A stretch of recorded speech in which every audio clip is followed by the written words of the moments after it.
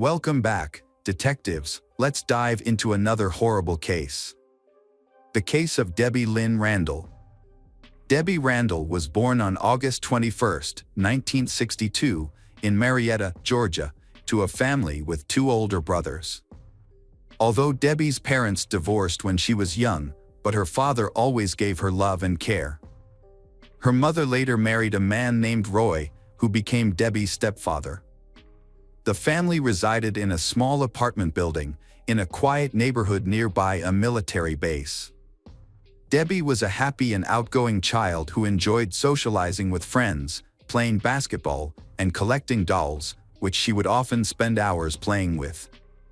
On January 13, 1972, 9-year-old Debbie had dinner with her family. Afterward, her mother asked her to go to the nearby laundromat, a task she had done many times before. Debbie's job was to supervise the laundry while it washed. A family member would accompany her to the laundromat to help carry the clothes, but they would return home, leaving Debbie to wait for the wash cycle to finish. The laundromat was just across the street from their home, so her mother is not too worried. It was a common practice at the time for children to help with household chores, like laundry. In fact, Debbie had even made friends with other girls she met at the laundromat. Her mother wants to let Debbie's brother go with her that day, but he wasn't feeling well and preferred to stay home and watch his favorite TV show. Her mom then asked her husband to take the laundry instead, and Debbie accompanied him, bringing a box of detergent along the way. When they arrived, her stepdad unloaded the laundry into 2 washing machines and then left. Debbie stayed behind to wait for the wash cycle to finish. Once it was done, she planned to walk home and ask someone to come back and pick up the clean clothes, as she wasn't strong enough to carry them all by herself. After a while, Debbie's mom realized she hadn't returned home, despite the fact that the laundry had been finished. As the sun started to set, she and her husband decided to look for Debbie. They walked to the laundromat but didn't find her there. A staff member told them that Debbie had left a while ago, and she hadn't returned yet. Getting concerned, Debbie's mom and her husband, Roy, started searching the surrounding streets for her. During their search, they noticed something unusual. A short distance from the laundromat, in the parking lot, detergent had been spilled next to one of the cars. This caught her attention because Debbie had been carrying a box of detergent. Her mom immediately suspected that the spilled detergent might be connected to Debbie's disappearance. They continued to search the parking lot and the surrounding area for Debbie, but no other signs of her were found. Neighbors who were familiar with Debbie's family joined the search, but despite their efforts, no progress was made. Debbie's mother decided to call the police. Officers checked the area in the parking lot where the detergent had been spilled. The police noticed a new lead near a parked car close to the detergent. Multiple clear fingerprints were visible on the car door, just inches away from the spilled detergent. What caught their attention was that the fingerprints looked fresh, and they were located very low to the door handle, which raised suspicions. The police suspected that an unknown person may have taken Debbie and touched the car in the process, leaving the fingerprints behind. The police collected the fingerprints and handed them over to forensic experts for analysis. At the same time, the police began searching for the car's owner to determine whether the fingerprints belonged to them or an unknown person. The police began searching the streets for additional clues or witnesses. The laundromat employee reported that she had not noticed anything unusual. According to her, Debbie had been waiting for her laundry to finish and then left the building with a box of detergent, likely heading home to ask someone to pick up her clothes. However, it was not long before the police found their first key witness, whose statement would change the direction of the investigation. Sandra, a 12 years old, was walking to the laundromat with her friend to do some laundry. As they approached the laundromat, they witnessed a disturbing scene.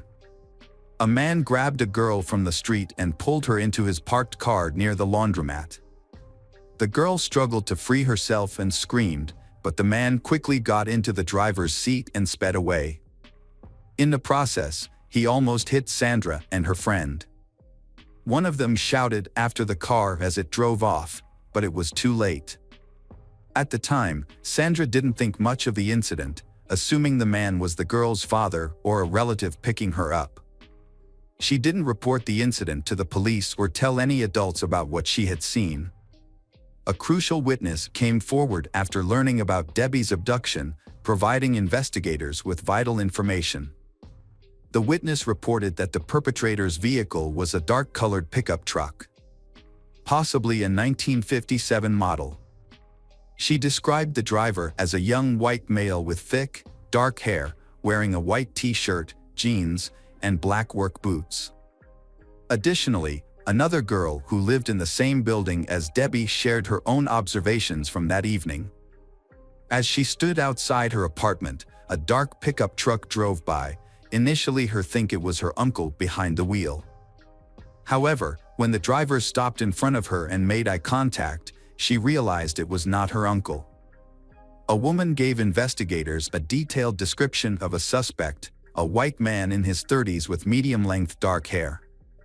After gathering more information, they discovered another important witness who lived near the victim's house. The witness nearly collided with a dark pickup truck, possibly a Dodge, which was driving erratically. The driver, around 30 years old with dark hair, was recklessly maneuvering the vehicle. What caught the witness's attention was a girl inside the truck, desperately trying to escape while being restrained by the driver's one hand. The police distributed information about the suspect's vehicle to all patrol units and had police artists create a sketch based on the descriptions provided by the three witnesses. The search was divided into two main directions, with some officers searching for similar vehicles and verifying the owners, while others focused on locating Debbie. Each day, the search operation grew, with more volunteers and police officers from neighboring towns joining in. Approximately 4,000 people participated in the large-scale search operation, a record-setting number for both the city and the state.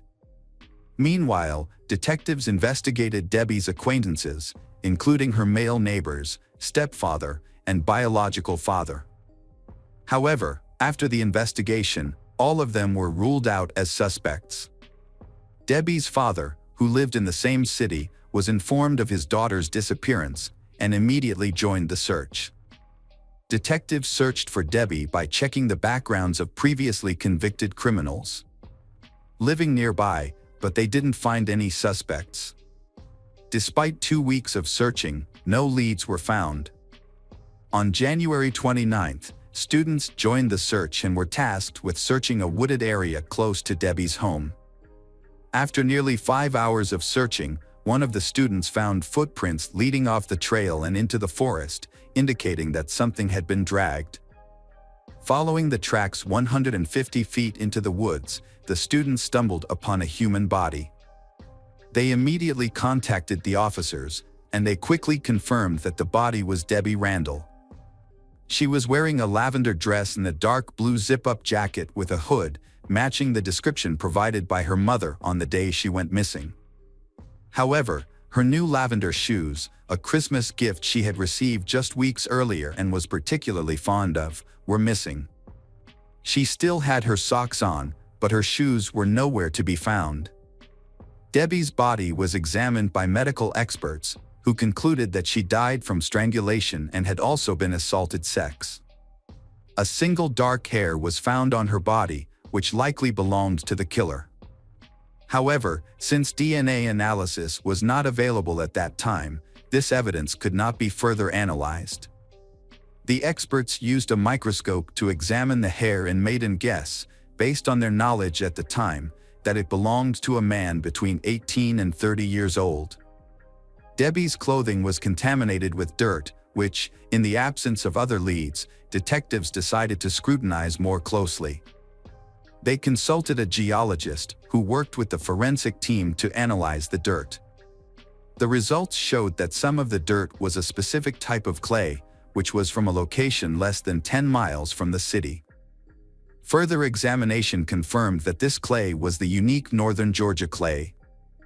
Additionally, distinct dirt stains from another type of clay were discovered, originating from a local mining site just 2 miles from the location of the body.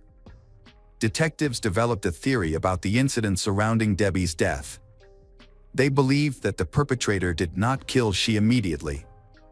Instead, they think the perpetrator first drove she to a remote area outside of town where they sexually assaulted her. The perpetrator then drove to another location where they killed Debbie. After her death, the perpetrator transported his body to a forest and leaving it there. This theory is supported by evidences, including clay samples and forensic analysis, which suggest that Debbie was already dead when her body was brought to the forest. The absence of signs of a struggle in the forest area also lends credibility to this theory. The locations of the clay mining sites were remote and difficult to access, suggesting that the killer might have familiarized themselves with the area through work. A mining company supervisor confirmed that the area was hard to navigate even for experienced workers, making the possibility that a stranger could take Debbie there impossible.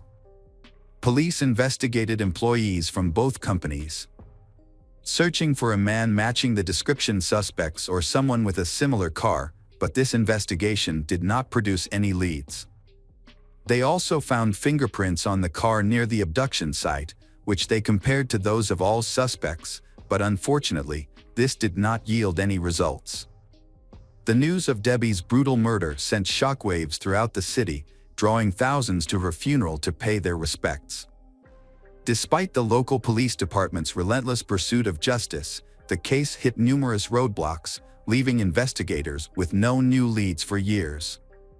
The case went cold, but detectives continued to work tirelessly, scrutinizing dozens of suspects yet struggling to establish their involvement.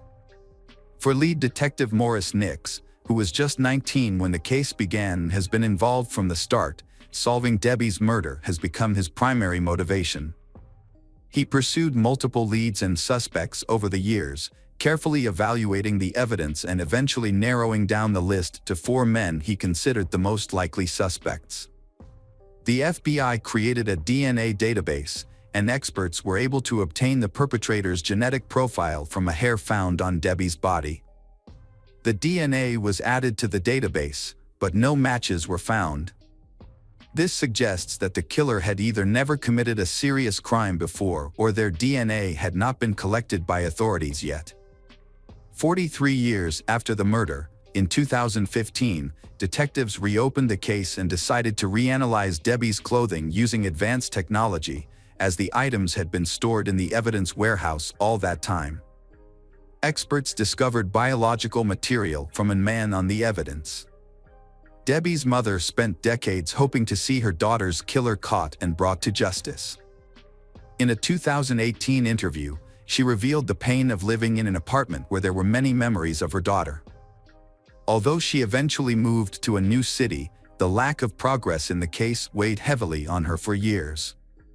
When she gets old, her one wish was to see the case resolved before she passed away. Sadly, she passed away from cancer at 78, just weeks after the interview, and her wish was left unfulfilled.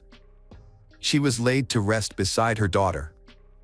In 2019, the local police department received extra funding, allowing them to conduct a more detailed analysis of Debbie's clothes.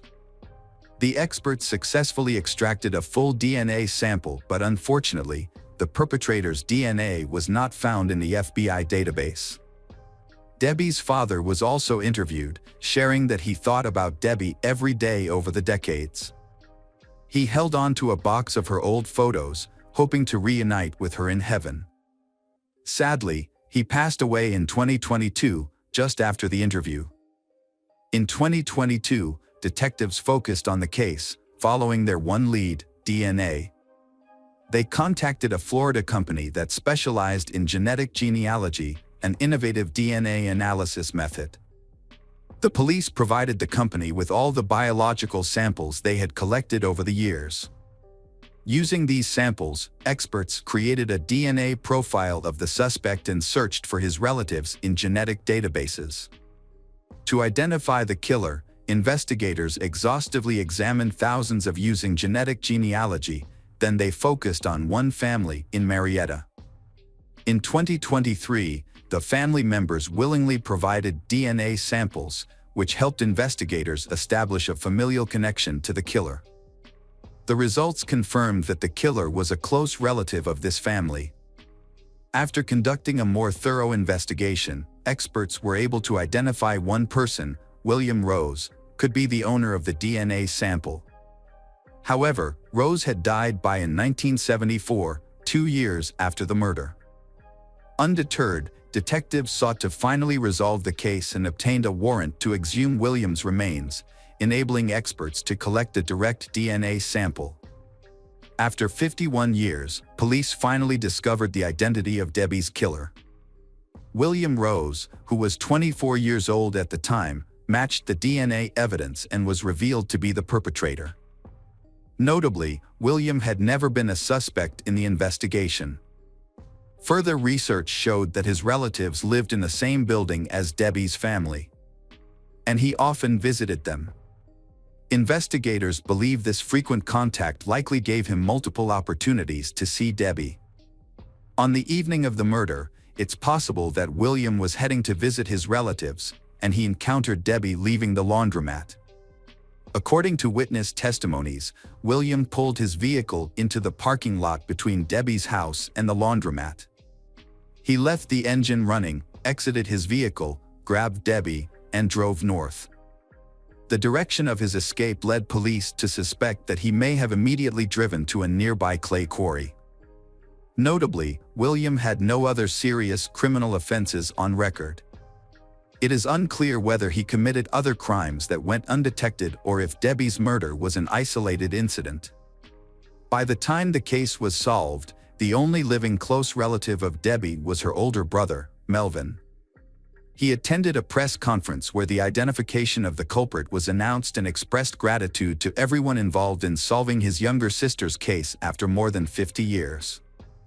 Melvin also shared that he wished his mother had lived to see this moment, but he took comfort in believing that she was now reunited with Debbie in heaven. Hello again, true crime fans, we've got another mysterious case to explore. The case of Annie Lee. Annie Lee was born on July 3, 1985, in San Jose, California, to Vivian Van Lee and Hogan Lee, Vietnamese immigrants. As an only child, Annie demonstrated exceptional intelligence and talent from an early age, consistently excelling in her studies and being considered the top student in her school. Annie's favorite subjects were chemistry and biology. Her teachers believed she had a bright future in science, with some even predicting she might one day win a Nobel Prize. Throughout her school years, Annie actively participated in scientific conferences, where her work garnered various awards and recognition. As a high school student, she secured a $65,000 scholarship to study at any U.S. university. Annie chose the University of Rochester in New York, where she studied cellular development biology and medical anthropology. She later enrolled in Yale University's graduate school, working in a scientific laboratory and pursuing a doctoral degree in chemistry and biology. Annie's dissertation focused on the study of diseases caused by metabolic disorders. During her time working in the laboratory, she gained much research knowledge, which contributed to the treatment of diabetes and certain types of cancer. Annie, a student at the University of Rochester in New York, while pursuing her studies, met Jonathan Widowski, a fellow student and promising scientist. The two quickly dating, and their parents were pleased with their relationship. After graduating, Annie moved to New Haven, Connecticut, to attend Yale, while Jonathan chose to pursue his studies at Columbia University in New York. Despite the distance, the couple maintained their romance, visiting each other every weekend and making plans for their future. In the summer of 2009, Jonathan proposed to Annie with a beautiful diamond ring, and she happily accepted. They set their wedding date for Sunday, September 13, 2009. Initially, they only shared the news with their parents and close friends, keeping their colleagues in the dark. It wasn't until a week before the wedding, on September 6th, that Annie sent out emails to friends and colleagues, announcing their upcoming marriage and a wedding invitation. The day after, the news spread rapidly throughout the department and the lab where Annie worked, becoming the most discussed topic. Annie and her fiancé had planned a wedding ceremony on Long Island, followed by a honeymoon at a luxurious resort in Greece.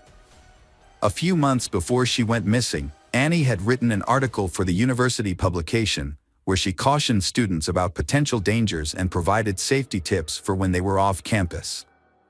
However, despite being aware of the risks, Annie herself fell victim to an unexpected tragedy at her workplace.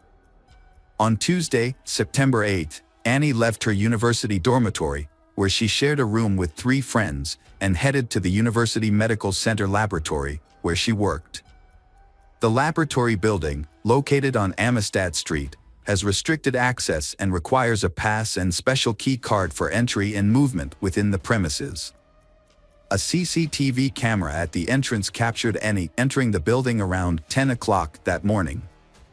She went to her office, changed her clothes, stored her personal belongings, put on a medical coat, locked the door, and proceeded to the biolab. However, Annie never returned to her office that day and seemed to vanish in the corridors. Unfortunately, no one ever saw her alive again.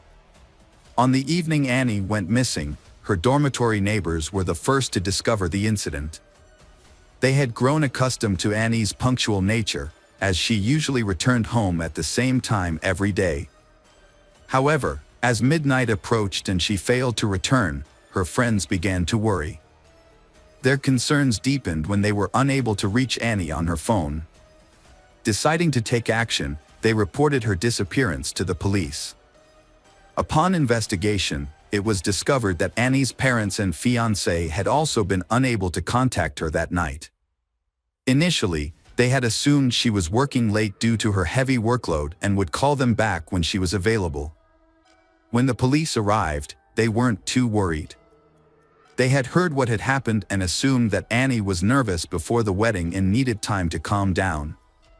However, their opinion quickly changed after examining Annie's office and reviewing the CCTV footage. They also tracked her movements within the building using her key card. The evidence revealed that Annie had entered the building in the morning but never exited. Her personal belongings, including her clothes, bag, wallet, and cell phone, were still in her office. Despite an extensive search, no sign of Annie was found, leaving behind only the unsettling feeling that she had vanished into thin. The disappearance of Annie Lee, a graduate student, led to an extensive investigation by the Federal Bureau of Investigation. Those who knew Annie personally described her as intelligent, kind, cheerful, and energetic, with no known enemies. Her family and fiancé anxiously waited for news, hope she will return safely. However, detectives were less optimistic, concluding that it was likely she was no longer alive.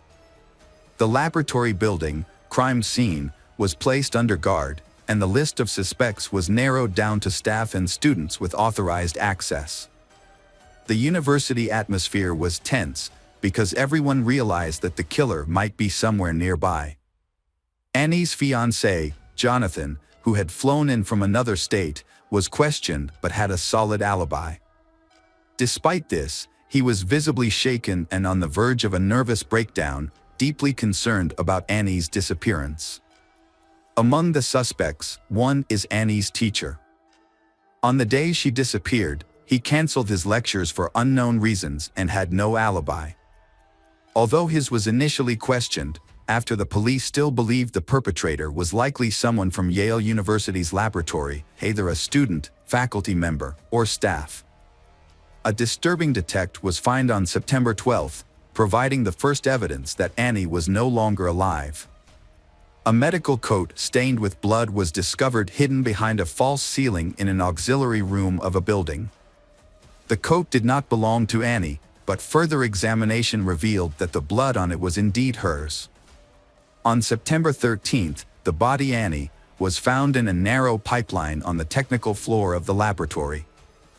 the day she was supposed to get married and leave for her honeymoon in Greece. Her petite stature and fragile build made it easier for her killer to stuff her body into the small space. A service dog's keen sense of smell helped the police locate Annie's body.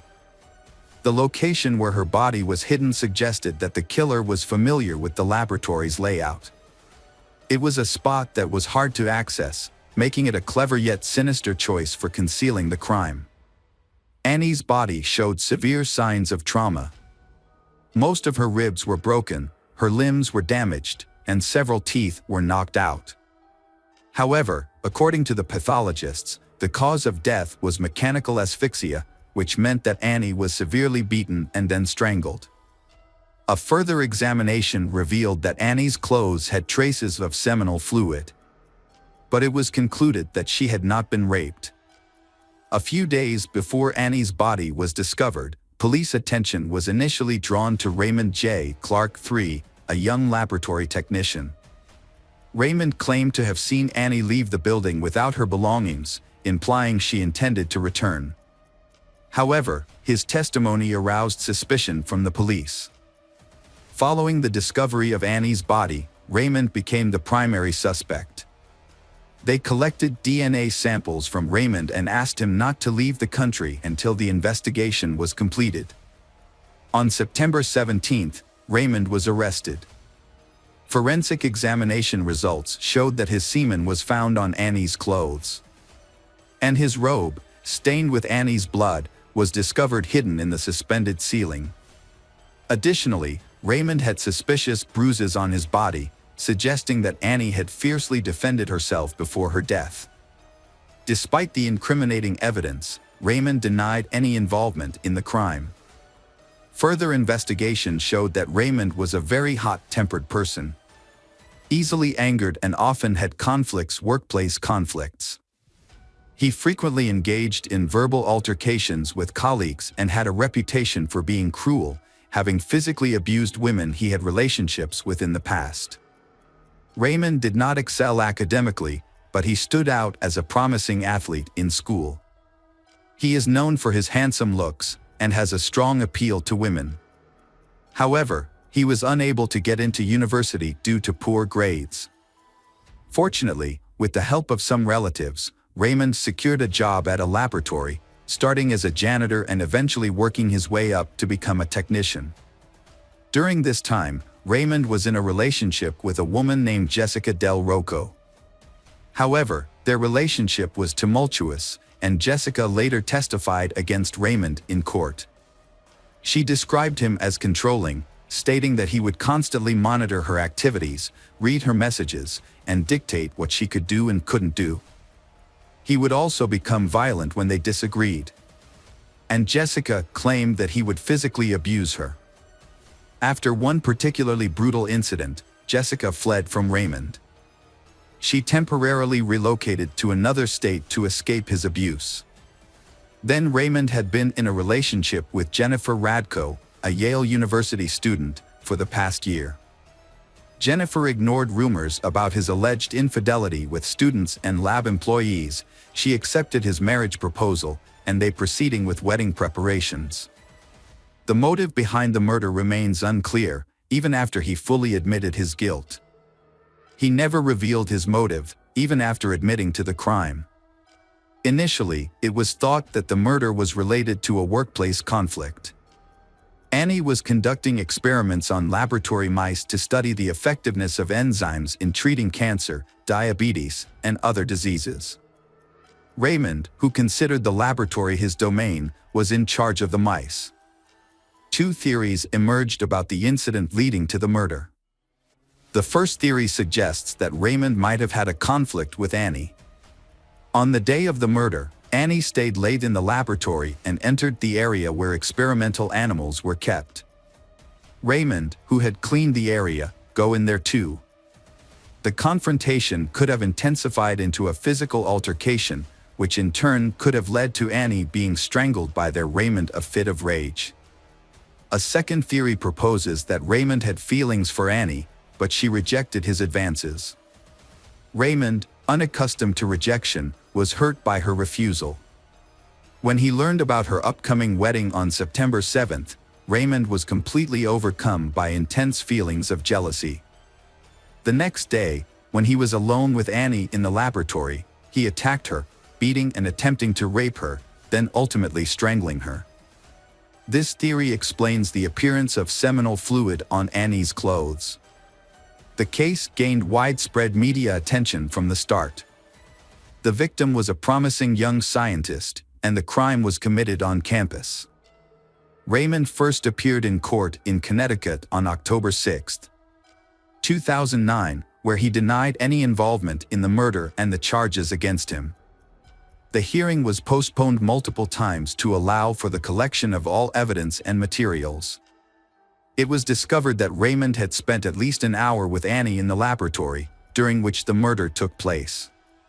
In an attempt to mislead investigators, Raymond used his key card over 50 times at various locations, eventually making his way to the technical floor.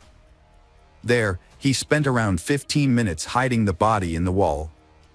Raymond then activated the fire alarm, which forced the staff to evacuate the building, providing him with an opportunity to blend in and avoid suspicion.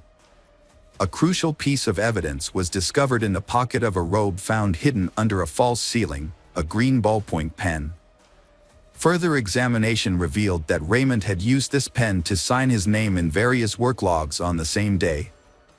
Additionally, witnesses reported seeing Raymond scrubbing specific areas of the lab floor repeatedly over the next few days. Despite the floor appearing clean, he also disposed of the cleaning equipment and a pack of tissues with small brown stains, resembling blood splatters, in a trash can. Forensic analysis later confirmed that the tissues contained Annie's blood, indicating that Raymond had made a thorough attempt to eliminate any evidence.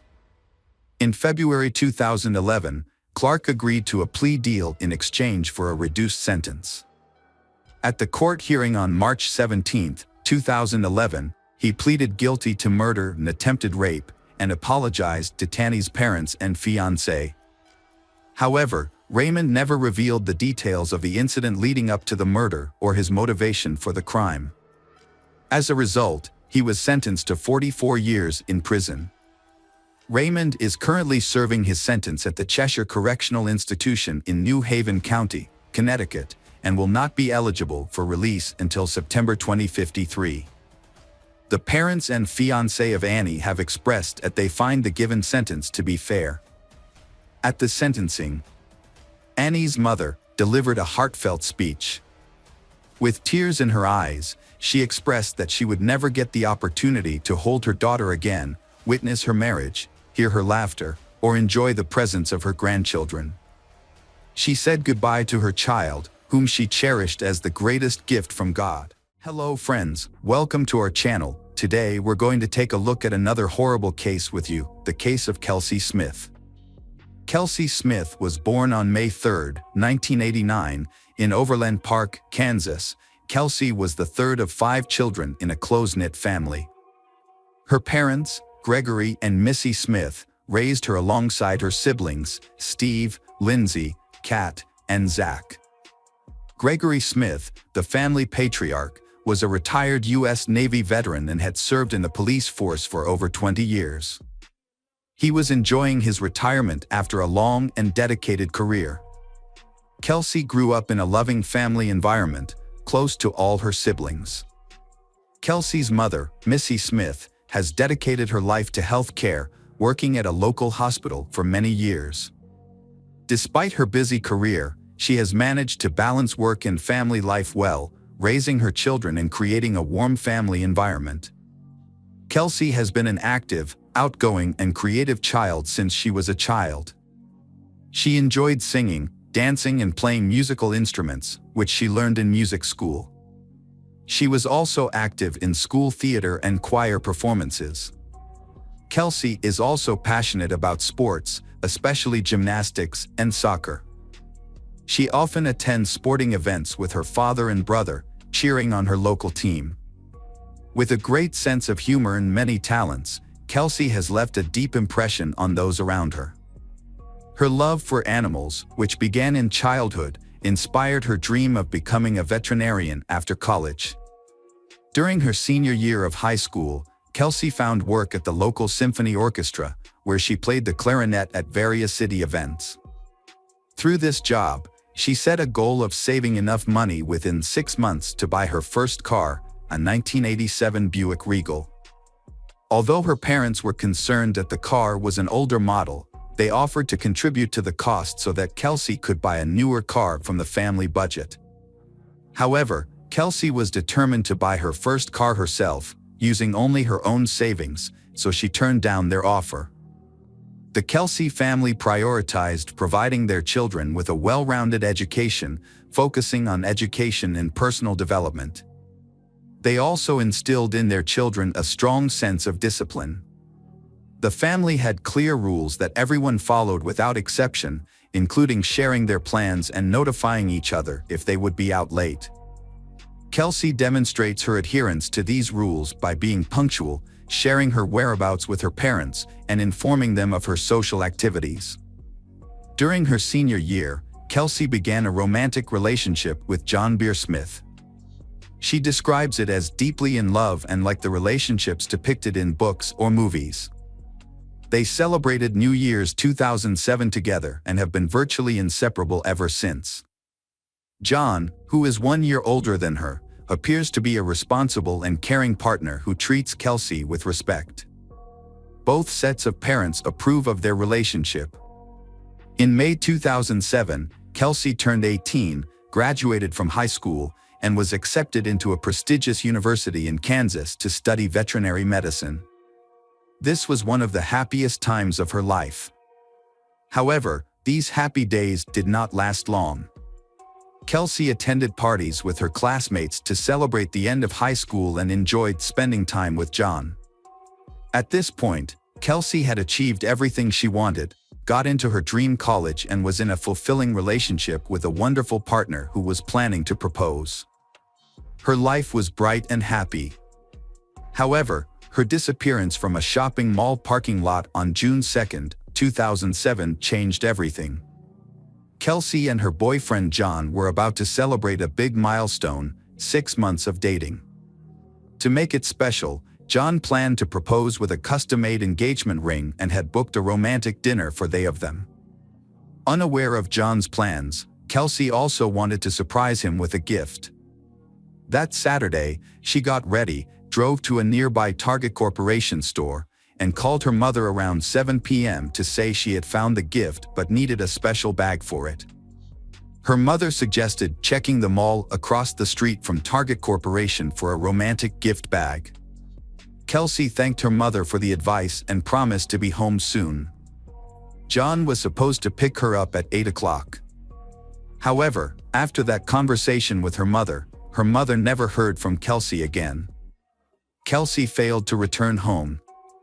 When John arrived at 8 with a large bouquet of flowers, he was shocked and frightened to discover Kelsey's absence. Her parents were equally terrified, as it was unlike Kelsey to ignore phone calls and texts. She had vanished in a busy area during the daytime, and no one had witnessed her disappearance. Kelsey's father and 2 eldest siblings began searching for her. They found her car parked at the Oak Park Mall, which gave them a glimmer of hope that she might still be inside the mall for some unknown reason.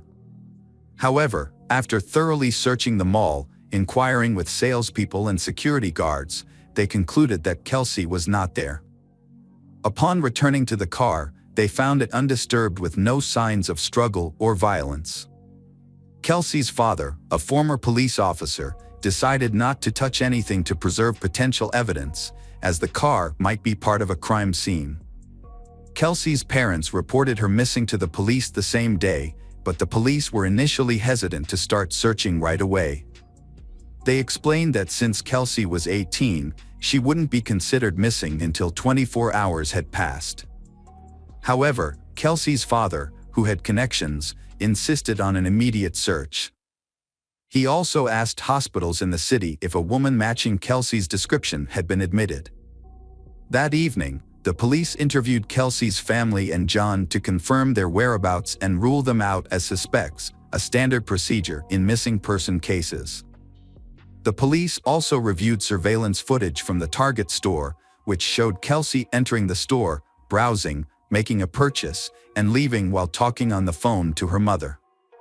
She was asking her mother about a gift bag and then drove to the Oak Park Mall across the street, as her mother suggested. Kelsey parked her car near the side entrance of the mall, close to the wall. Her car was inspected by experts and appeared to be untouched from the outside. The gift for John was on the passenger seat, and her backpack with personal items, including a tablet and wallet with $300 in cash, was in the back. Since everything was still inside, robbery was quickly ruled out as a motive. It appears Kelsey only left with her credit cards and phone, as everything else was still in the car. There were no signs of struggle, blood, or damage, and the only unknown fingerprint was found on the driver's seatbelt, which did not belong to Kelsey, her family, or boyfriend. The investigation tried to track Kelsey's location through her mobile phone signal, but the device was inaccessible, possibly turned off or damaged. Despite this, it was possible to determine the last known location of the phone to narrow the search area. However, Verizon Communications, the wireless carrier, delayed providing the necessary data for several days. Instead of refusing to cooperate, the company kept promising to look into the matter, which effectively slowed down the process. In 2007, telecom companies were permitted to keep subscriber information from law enforcement, including police and FBI, without a court order. They based this on data protection laws. Not even situations where someone's life was in danger were exempt from this rule. A closer look at surveillance footage revealed a disturbing detail: a mysterious stranger was stalking Kelsey. The man initially did not attract attention because he kept a safe distance and did not interact directly with Kelsey. He was a Caucasian man between the ages of 20 and 25 with dark hair, short and a light beard, wearing a plain white t-shirt and black shorts. He followed Kelsey into the Target store about 30 seconds and continued to follow her from a distance as she browsed the various sections. The surveillance cameras captured his movements, and his behavior was later described by the prosecution as similar to a predator stalking its prey. After Kelsey left the store, the man followed her to the Oak Park parking lot in his Chevrolet truck, waiting until she was alone. It's possible that he overheard her conversation with her mother, as he was standing close by while she was on the phone. This may have allowed him to learn about her plans to visit the nearby shopping center. Unfortunately, Kelsey had parked her car in a poorly lit spot, next to a side door and a storage area, which made it difficult for the cameras to capture what happened next. As Kelsey sat in her car, the man parked his truck beside her and got out, wearing the same white t-shirt and black shorts. The stranger came up to her on the driver's side and, likely threatening to harm her, forced her to get behind the wheel of his Chevrolet. The truck then drove away in an unknown direction. Due to Gregory Smith's connections and experience, he believed that the more attention and coverage the case received, the higher the chances of finding their daughter and bringing the perpetrator to justice. As a result, the story was featured in both national and international media, including the popular show America's Most Wanted. When surveillance footage showed the stranger following Kelsey, the clearest images of his face were broadcast on the news, urging viewers to come forward if they recognized him. The police received calls from people claiming to have seen the man in various cities and states, although most of these reports turned out to be incorrect. Each lead was investigated.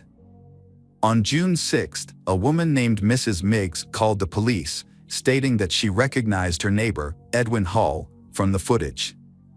Initially, she had hesitated to report it due to doubts, but the information about the truck removed her last doubts, as Edwin owned an old 1970s Chevrolet. On June 6, 2007, two significant events occurred in the investigation. The police received crucial data from Verizon Communications about the last known location of Kelsey's phone signal. This information pinpointed a specific cell tower, allowing the police to establish a 1.1-mile search radius to the north.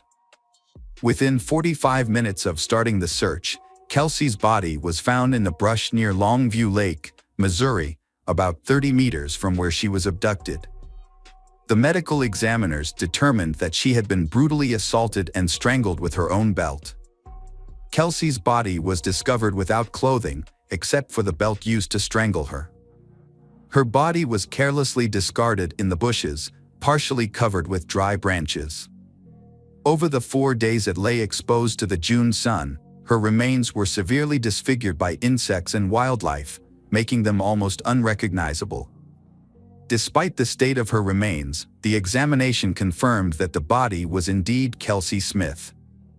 The second major event on June 6 was the arrest of the main suspect. When police arrived at his residence, he remained calm and acknowledged that his friends called him Jack. He agreed to provide a statement at the police station. During the interrogation, Edwin Hull claimed he had never seen Kelsey before, even when shown a photograph of her. When presented with surveillance footage from the store that showed him following her, he insisted that he had only visited Target for personal reasons and hadn't noticed her. He suggested that their appearance together in the footage was just a strange coincidence. Despite being shown irrefutable evidence, Edwin seemed confident that he had covered his tracks and couldn't be held accountable. He had thoroughly cleaned his van and had used protection during the assault, leaving no DNA evidence behind. However, Edwin agreed to cooperate with the investigation and provided his DNA sample and fingerprints. A crucial piece of evidence emerged when his fingerprints matched those found on Kelsey's car's seatbelt buckle. A thorough search of his home also revealed a hidden air pistol with Kelsey's DNA on the barrel. Edwin was officially charged with abduction, assault, and murder. A jurisdictional issue arose, as Kelsey was abducted in Kansas but her body was found dead in Missouri. This was important because it affected the potential sentence. In Missouri, Edwin faced the possibility of a capital punishment trial and sentence. Edwin realized the seriousness of his situation and, after consulting his lawyer, decided to confess to the crime and provide details in the hope of a reduced sentence. He described how he had noticed Kelsey entering the store and followed her, getting close enough to overhear her phone conversation about visiting the shopping center across the street. Edwin waited until Kelsey was alone, then followed her to the adjacent parking lot. He was pleased when she parked in a secluded spot near the side entrance. He got out of his vehicle, armed with a pistol, and waited for Kelsey to return to her car. As she was getting into the driver's seat, he prevented her from closing the door. Kelsey had already pulled out the seatbelt, and Edwin allowed her to buckle up, leaving his fingerprint on it. Edwin then put the pistol barrel in Kelsey's mouth, threatening her to move to his vehicle's driver's seat. Kelsey drove Edwin's truck while he aimed the gun at her and gave her directions. When they reached a remote area at the state border, Edwin ordered Kelsey out of the truck and led her into the bushes. There, he assaulted and strangled her with the belt, then covered her body with branches. He thoroughly cleaned his truck to eliminate any evidence of Kelsey's presence, including fingerprints and DNA. He then hid the pistol, which had Kelsey's saliva on it, in his home, believing it would never be discovered. When questioned about his motive, Edwin failed to provide a clear answer, instead making a comment about the victim's physical appearance. During the investigation, several other women and girls came forward, revealing a pattern of abuse and harassment by Edwin. Further investigation uncovered more instances of Edwin's wrongdoing, including coercing a 14-year-old neighbor into intimacy, harassing a waitress, and fleeing a restaurant without paying. These findings led to additional charges, including corruption of a minor, harassment, and theft. Edwin's lawyer attempted to garner sympathy from the court by highlighting his client's troubled childhood, past victimization, and unstable upbringing. Despite these efforts, the defense was unsuccessful. Edwin's lawyer was the only person to speak in his defense and show support. Notably, Edwin's wife attended all court hearings but chose not to defend her husband, instead sitting quietly in the background.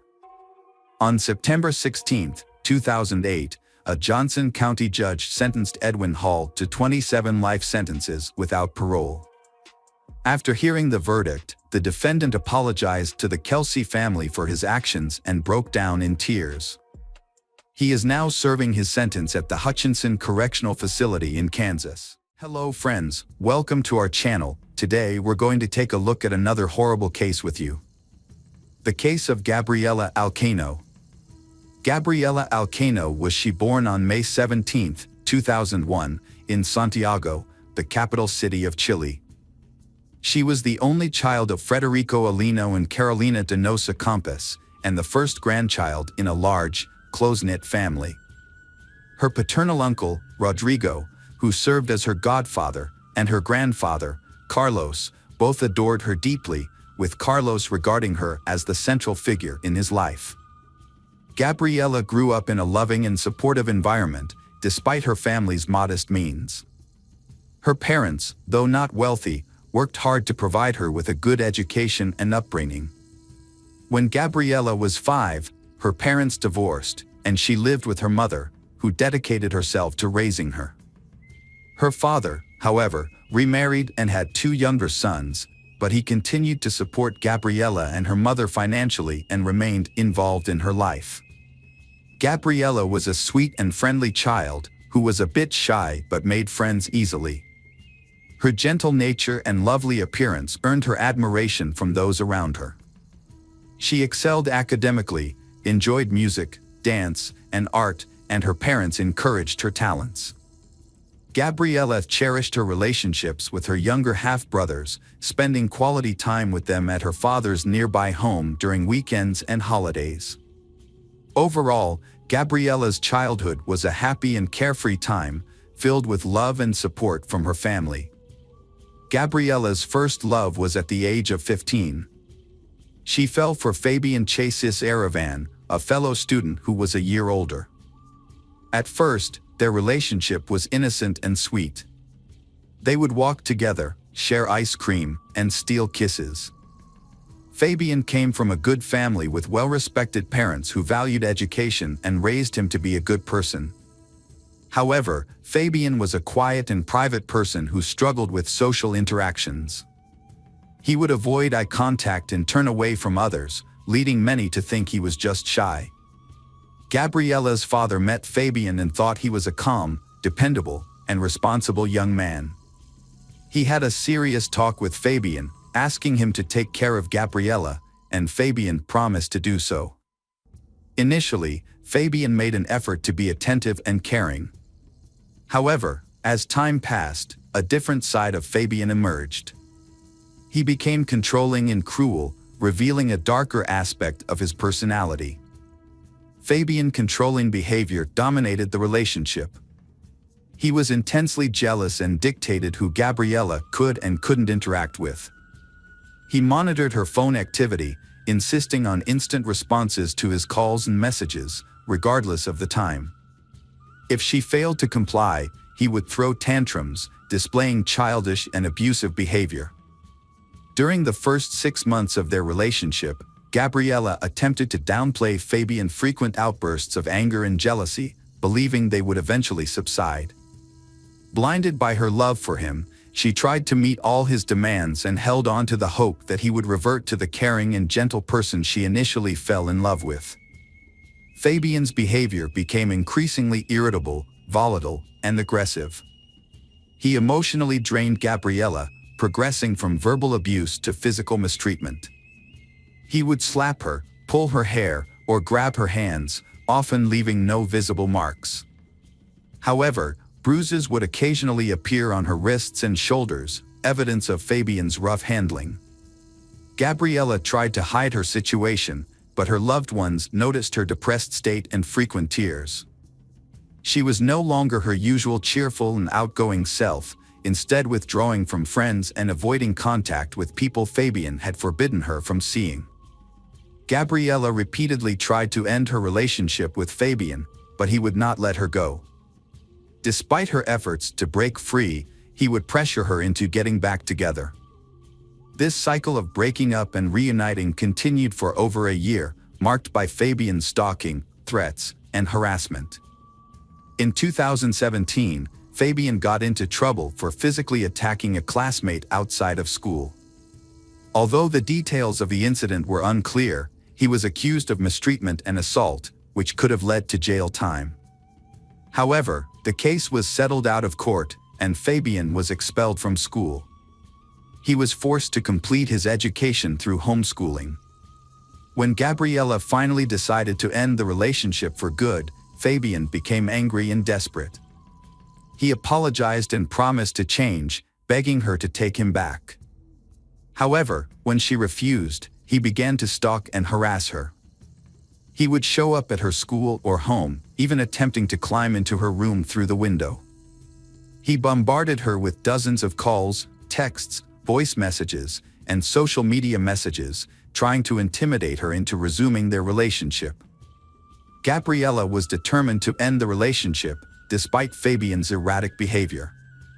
His messages veered wildly from apologetic to threatening, but she remained resolute. However, Fabian's actions were unpredictable and frightening. He would often vanish for weeks, giving Gabriella a glimmer of hope that he had moved on, only to reappear and resume his harassment. Fabian's behavior was relentless and intrusive. He would follow Gabriella everywhere, showing up unexpectedly and causing public scenes. His outbursts were loud and intimidating, leaving Gabriella feeling anxious and fearful. As a result, she became reluctant to be alone, always seeking the company of friends or family after school. She would often meet her mother at work and travel home with her, or ask her father or uncle to accompany her on trips. This constant vigilance took a toll on Gabriella, leaving her exhausted and drained over several months. A devastating series of events began to unfold for the Alcano family when a burglar broke into the home of Federico's second wife, taking her life in a tragic turn of events. At the time, the children were at school and Federico was at work, leaving her alone and vulnerable. Fortunately, the perpetrator, a neighbor with a prior conviction, was apprehended immediately. Gabriella and her mother rallied around Federico, offering emotional support and helping him care for the children during this difficult time. Although Gabriella's thoughts were temporarily diverted from Fabian, who had gone missing around the same time, she remained focused on her own goals.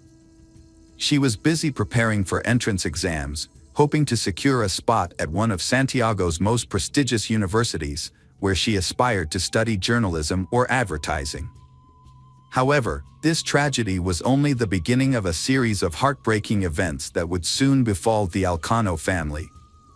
In May 2018, Fabian suddenly re-emerged, beginning a campaign of obsessive stalking that made Gabriella feel unsafe in all aspects of her life. He was able to access her property by climbing over the fence and even showed up at places she regularly visited, such as the supermarket and the mall. By early June, Gabriella was so alarmed by his behavior that she sent screenshots of her disturbing messages with Fabian to her two closest friends, including audio recordings where he explicitly threatened her and demanded they restart their relationship.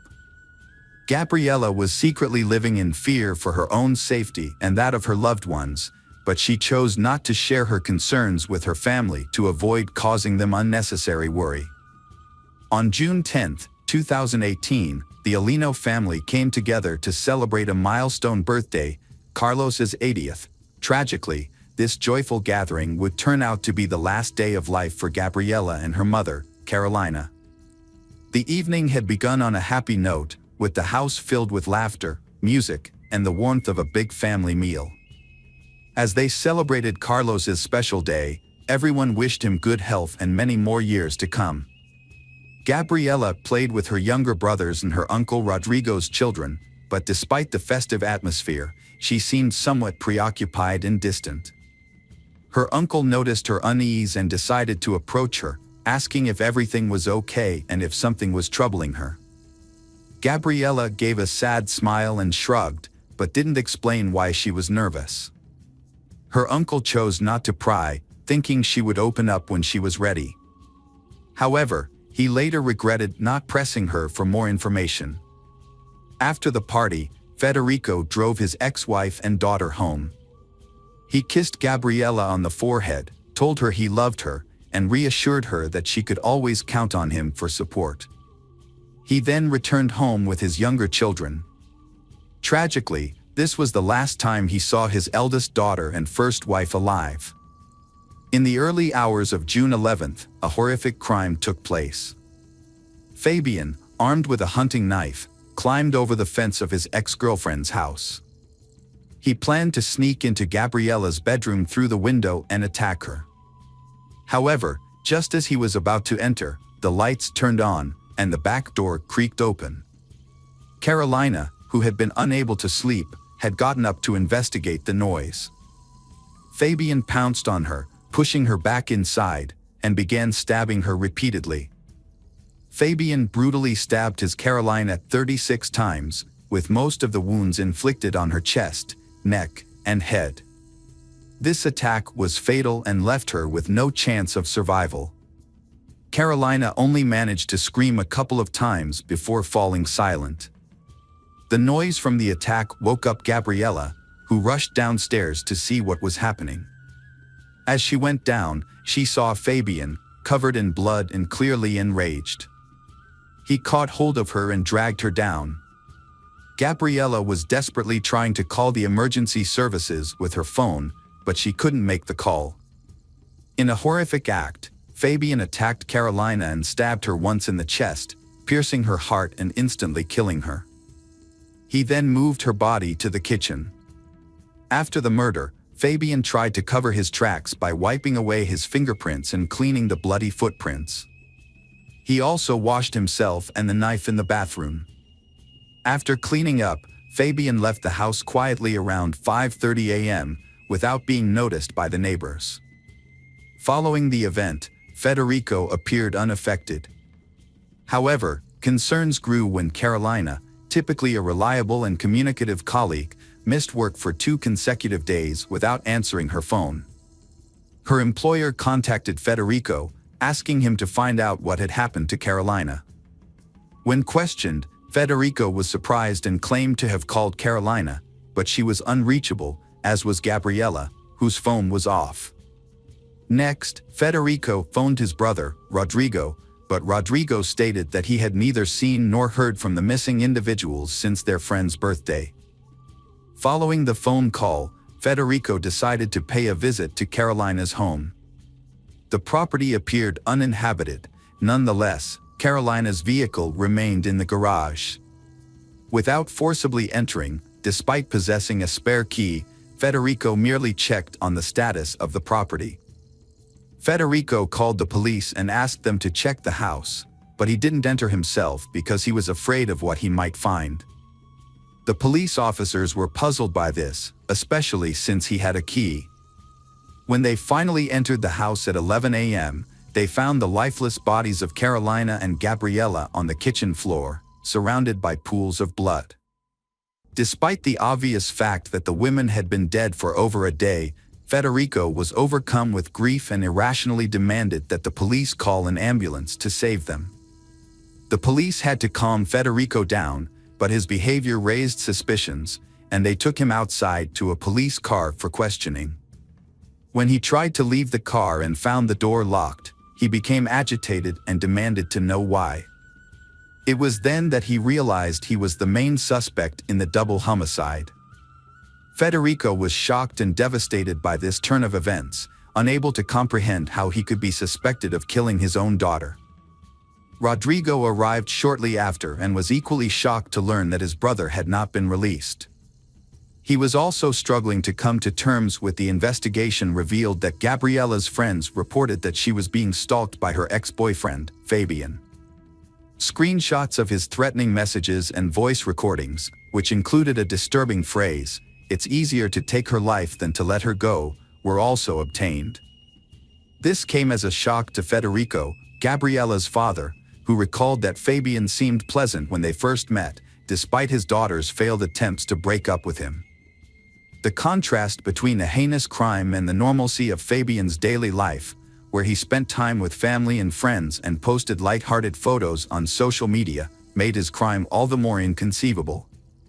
After being taken into custody, Fabian responded to allegations with pretended astonishment and anguish, falsely claiming his innocence and feigning affection for Gabriella. Fabian had gotten rid of the object used to commit the murder and thrown away some clothes with blood on them. However, there were still small drops of blood on his shoes, and footprints matching his shoes were found at the scene of the crime. Additionally, 4 of Gabriella's classmates said they heard Fabian threaten her, saying it would be easier to kill her than let her go. Because of the evidence and what the witnesses said, Fabian admitted to the crime, but tried to make himself look like a lover who was deeply hurt.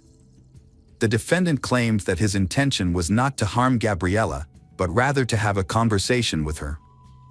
However, the situation escalated, and he ultimately treated her mother as an unwanted witness.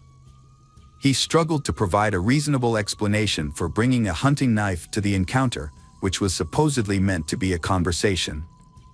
Following the autopsy and other necessary examinations, the victims' bodies were released to their family for burial. A large crowd gathered at the funeral to pay their respects to the deceased and offer condolences to their loved ones. Gabriella was laid to rest in a white dress she had always wanted to wear but never had the chance to. Coralina was buried in a closed casket due to the severe mutilation of her face.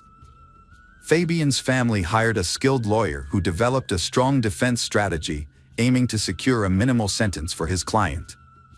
During the initial court hearings, the lawyer highlighted Fabian's young age and clean record, pointing out that the attack on his classmate had been resolved outside of court. However, the victim's family pushed for a more severe charge of femicide, which was rejected by the prosecution due to the specific requirements of Chile's law. Since Fabian and the victim were not in a romantic relationship at the time of the crime, the case did not meet the criteria for femicide. The lawyer also argued that Fabian had acted on impulse and was in a state of distress when he committed the crime. As a result, Fabian faced a potential 15-year sentence for the double homicide and assault charges. The victim's family, understandably, demanded the maximum punishment for Fabian.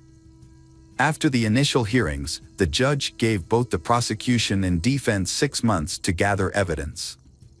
Fabian's lawyer requested his release pending trial, but the judge denied this request, keeping Fabian in custody. Gabriella's father was furious. He lost 2 loved ones to violent deaths. Now, the person responsible for the murders of his ex-wife and daughter might receive a lenient sentence. The defense lawyer tried to blame the victims, and the authorities seemed willing to accept this excuse. In response, Gabriella's father and uncle, along with women's rights groups, proposed Gabriella's Law. This law would broaden the definition of femicide to include intimate partner violence, regardless of whether they was married or cohabiting. The National Office for Women and Gender Equality soon joined the cause, actively pushing for the law. Although the bill faced opposition due to concerns that it could lead to new charges and stricter penalties for perpetrators already in prison, feminist groups nationwide rallied behind the Alino family. They organized marches and demonstrations in support of Gabriella's Law. In August 2019, a year and 3 months after the tragic murders, significant changes were made to Chile's femicide law. Known as Gabriella's Law, these amendments aimed to strengthen the country's response to violence against women. The law now defines femicide as any act of violence, injury, or murder committed against a woman due to hatred based on her gender, regardless of the relationship between the victim and the perpetrator. Additionally, the law considers it an aggravating circumstance if the victim is a minor or has health issues. In April 2022, Fabian Series went on trial for attacking his ex-girlfriend and her mother 4 years earlier. Thanks to Gabriella's Law, the defense had limited options. Fabian was charged with femicide under aggravating circumstances because one of the victims was a minor, as well as with double homicide and assault. On April 20th, he was sentenced to life in prison without the possibility of parole. After the verdict was delivered, Federico and Rodrigo spoke to the court, expressing their gratitude to the judges for their fair decision. They acknowledged that no punishment could restore the life of their loved ones, Carolina and Gabriella, but emphasized that a life sentence for the perpetrator would serve as a safeguard, protecting other women from suffering a similar tragic fate. Welcome back, detectives. Let's dive into another horrible case, the case of Patrick de la Cerda. Patrick de la Cerda was born in June 1992 in Miami, Florida, a city known for its picturesque metropolitan area. His father, Max Dira, was a native of Spain, while his mother, Patricia Ranza, was born and raised in France before moving to the United States in the 1980s, where she met and married Max. Patrick grew up in a warm family environment where he was surrounded by love, care, and mutual respect. He was a kind, intelligent, and sociable person who excelled in school and had a large circle of friends. From a young age, Patrick was very close to his parents, who prioritized his education and well-being, providing him with every opportunity to grow into a capable and responsible individual. Patrick's father was a dedicated and skilled professional in the construction industry. Although the family was not wealthy, they were considered well off by the standards of the big city. After completing high school, Patrick decided to follow in his father's footsteps and pursue a degree in construction. However, during his time at university, his parents made the difficult decision to divorce after nearly 25 years of marriage. The divorce of Patrick's parents was a quiet and peaceful one, with no scandals or disputes over property. After the separation, his mother moved to Deltona, a small town on the east coast of the state, where she eventually remarried. Patrick, on the other hand, chose to stay with his father in Miami, where they worked together in the construction industry and were highly respected. Despite the divorce, the family remained very close, and all members maintained a friendly relationship with one another. The family continued to stay in touch, regularly calling and communicating with each other. They were always willing to lend a helping hand when needed. Patrick often visited his mother in Deltona and shared with her details of his life, including his relationships and romantic interests. With his French and Spanish heritage, Patrick had grown up to be a charming and attractive young man, which helped him win over women at a relatively young age. Patrick grew up in a family that valued strong relationships, so he never sought casual flings. Instead, he dreams of finding lasting love, living peacefully, and building a lifelong family with someone special. He created a profile on a popular dating website at the suggestion of a friend, but he didn't have high hopes of actually meeting his soul mate on the dating website. One June evening in 2017, Patrick half-heartedly scrolled through profiles of women on the site.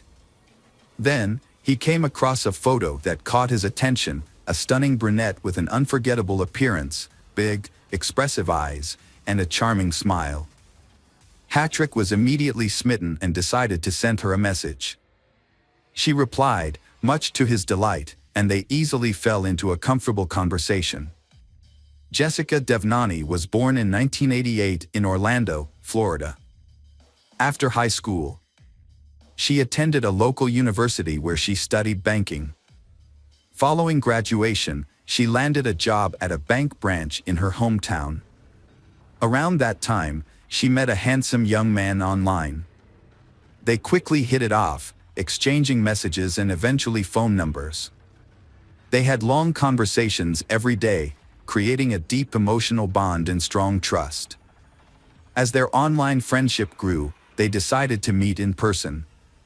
Since they lived in different parts of the state, they chose a meetup spot roughly equidistant from each other.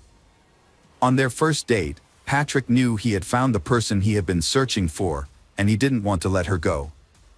Jessica felt the same way about him. However, Jessica was slightly taken aback by their age difference. She was 4 years older than Patrick. After their date, on his way home, Patrick called his mother to tell her what happened. They had been in a long-distance relationship for months, which was becoming increasingly difficult. due to the distance between them. They could only see each other on weekends, and even then, they had to meet at a location convenient for both of them. Usually, they will rent a cozy hotel room in a secluded spot and use the time to enjoy quality time together. However, by Sunday night, they would have to return to their respective homes, as they had work commitments on Monday mornings. In December 2017, Patrick made a significant decision. He relocated to Delton, where his mother lived, in order to be nearer to his girlfriend. He purchased a house in a quiet neighborhood and began making repairs to create a welcoming home for Jessica. Although she couldn't move right away because of work, but they made plans to get together again and have a housewarming party in early spring. They had a special celebration planned on New Year's Eve. To surprise Jessica, Patrick set up a fireworks display in the backyard, getting down on one knee to make his romantic proposal as they gazed up at the festive lights. Patrick got down on one knee, held out a box with a ring, and asked Jessica the most important question of all: would she become his wife? Overjoyed, Jessica happily agreed. Patrick had been looking for an engagement ring for a long time, but in jewelry stores there was no ring beautiful and delicate enough for the occasion. He chose the best option possible to propose before the new year, but he also had a custom ring made from a jewelry shop, designed by himself. Patrick's engagement was just 2 months old, and the wedding preparations were well underway. His choice of partner had been approved by their parents, and they was overjoyed as they prepared to start a new life together. They had plans for a grand celebration, either in Miami on the shores of the Atlantic Ocean or in France, where the groom's mother was from, on February 27, 2018. On that day, Patrick's father, Max, received a call from a courier while he was at work. The delivery man explained that Patrick's order has been delivered, but Patrick did not answer the door or answer the phone. Max was taken aback by Patrick's unexpected actions, which immediately raised his level of concern. Since Max was tied up at work and couldn't go check on Patrick, Max asked his future daughter-in-law to go instead. Patrick's father called Jessica in a panicked tone, saying he couldn't reach his son. Jessica had been trying to contact Patrick all morning, but he wasn't responding to her calls or messages. When she shared this with Patrick's father, Max, he feared the worst. Jessica immediately dropped everything and rushed to Patrick's house. When she arrived, she saw his car in the driveway, indicating he was still at home. Using her own key, she entered the yard and called out to Patrick, but there was no response. Jessica carefully opened the front door and was met with a horrific sight. Patrick was lying in a pool of blood, showing no signs of life. She quickly called emergency services, but the paramedics were unable to save Patrick and declared him dead at the scene. When the police arrived, Jessica was overcome with grief, sobbing in the backyard where Patrick had proposed to her just 2 months earlier. An officer spoke to her, and she raised her tear-filled eyes to meet his. She claimed to know who was accountable for Patrick's murder, naming her wealthy ex-boyfriend as the culprit.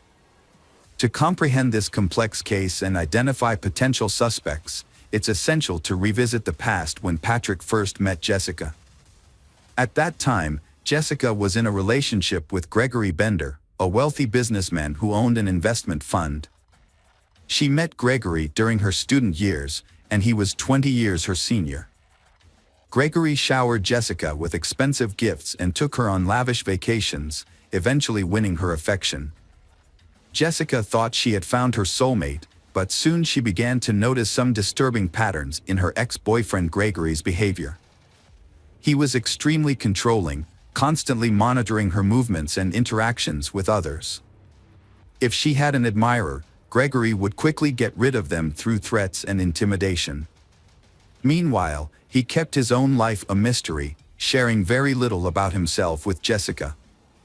Their relationship lasted nearly 8 years, during which time Gregory never introduced Jessica to his family or friends. They only spent time together or went on vacation when he wanted to, and he rarely invited her to his home. Gregory claimed he was too busy, but Jessica longed for a normal family life and children. However, every time she brought it up, Gregory would say it wasn't the right time. When Jessica tried to end the relationship, Gregory proposed to her with a ring, and she accepted. However, nothing changed. They still lived apart and only saw each other when Gregory wanted to. One day, Gregory was in a car accident and ended up in the hospital. When Jessica rushed to his side, she decided to stop by his house to pick up some things for him. That's when she encountered a woman she had never seen before. Instead of introducing herself, the stranger asked Jessica who she was. Jessica showed her the ring on her hand and that she was the landlord's fiancée. Jessica later found out that Gregory was married to someone else, Diora Sanchez Bender. Devastated, Jessica immediately broke off the relationship. However, Gregory really wanted to keep her, begging for forgiveness and promising to divorce his wife and marry Jessica in the future. Jessica eventually gave in and continued the affair, but as time went on, nothing changed, and Jessica became exhausted. Jessica changed her life and started dating someone new, Patrick, through a dating website. She then ended her relationship with Gregory and informed him that it was over. But Gregory did not give up and started to do worse things. Gregory asked Jessica to reconsider their relationship. He then became aggressive, and he resorted to threatening and harassing her. Realizing that Jessica had moved on, Gregory turned to private investigators to hack into her online accounts and find out who she was talking to. He soon discovered Patrick's identity and contact information. Then, Gregory started sending threatening messages to Patrick. Patrick received threatening messages from Gregory, Jessica's ex-boyfriend, who demanded that Patrick end his relationship with Jessica, referring to her as his fiancée. After receiving the threats, Patrick remained calm because he thought they would not come true. However, Jessica is scared because she knows Gregory's aggressive nature and that he has a large collection of weapons. She suggested breaking up with Patrick to avoid any potential harm, but Patrick refused. They decided to report the incidents to the police, providing evidence of Gregory's stalking and threats. They obtained a restraining order, which prohibited Gregory from approaching or contacting them. Additionally, Gregory was required to surrender his firearms. For a while, the situation seemed to calm down, and they thought they had finally found peace. Nevertheless, Jessica convinced Patrick to install CCTV cameras around and inside their home, fearing that Gregory might violate the restraining order. Let's go back to the events of February 27, 2018. During the initial crime scene inspection, investigators quickly ruled out robbery as a motive. Instead, they believed the murder was personally motivated, given the nature of Patrick's injuries, which suggested a deep-seated hatred. Patrick, 25 years old, had 4 gunshot wounds, 1 in the thigh, 1 in the chest, and 2 in the head. The body also showed signs of a fall from a ladder. The body was found on the floor between the front door and the stairs leading to the second floor.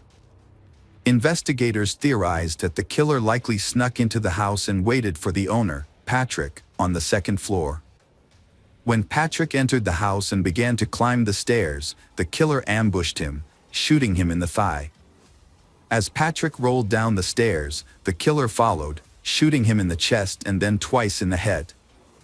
The murder weapon, a rare pistol, was not recovered, but several shell casings were found at the crime scene. The police found 3 casings at the scene, but a 4th one was missing. This led investigators to suspect that the killer might have taken it as a souvenir. The initial suspect was Patrick's neighbor, a U.S. Army veteran who had a history of conflict with Patrick. The veteran had been involved in combat and had suffered a severe head injury, which led to the development of a mental disorder. The veteran was skilled with firearms and had access to rare guns. In a previous incident, the veteran had mistakenly shot at his neighbor, thinking he was a burglar. After his release, the veteran continued to harass the victim, accusing him of being a spy and threatening to expose him. The investigation initially centered around the veteran with a history of mental health issues, as his unusual behavior and mindset suggested a possible motive for the crime. Although he truly hated Patrick, he still had an alibi for the time of the murder, confirmed by many witnesses. As the police looked for evidence and attempted to provoke a response from the perpetrator, it became clear that the crime was not a robbery gone, as the house was undisturbed and valuables remained untouched.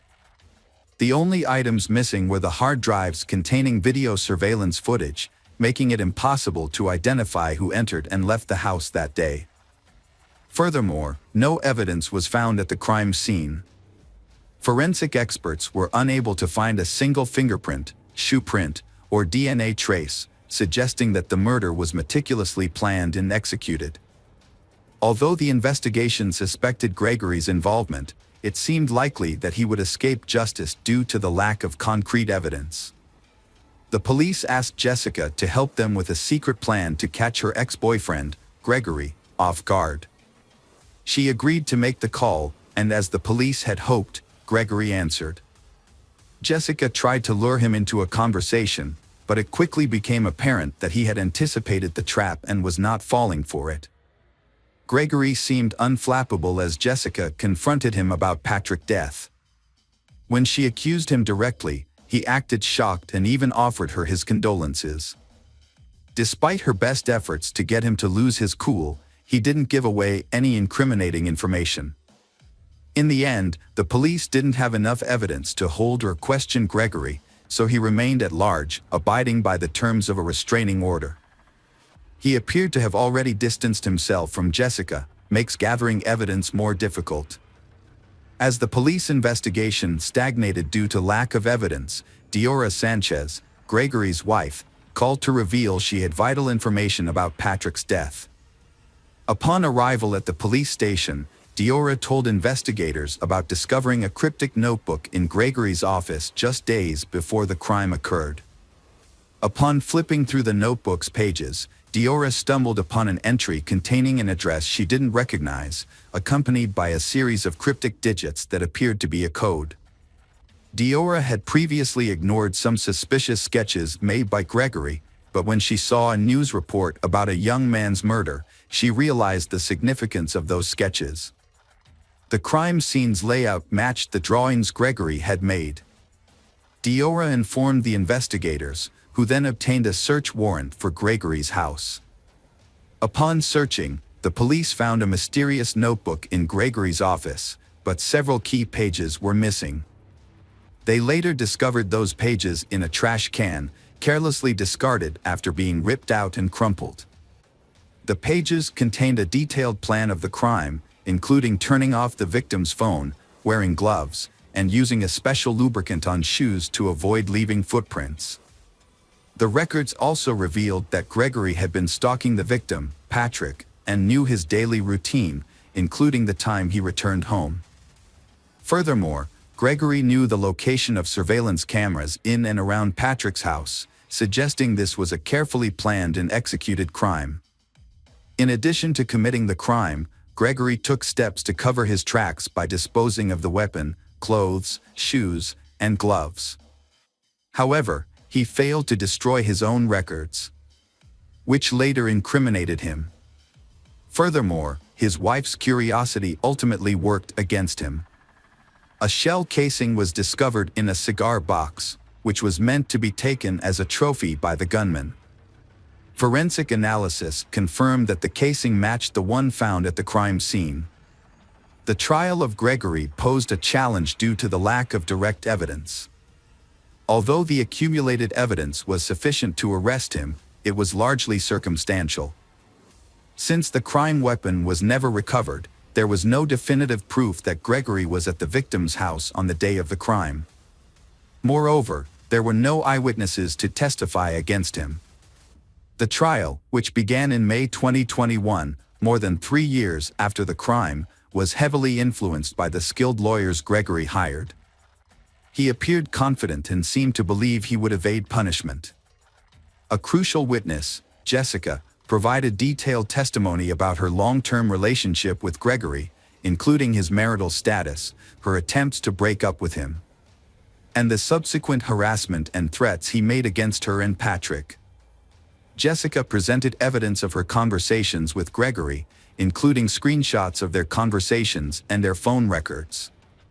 However, Gregory's lawyers countered by blaming Jessica, claiming that she was responsible for Gregory's behavior.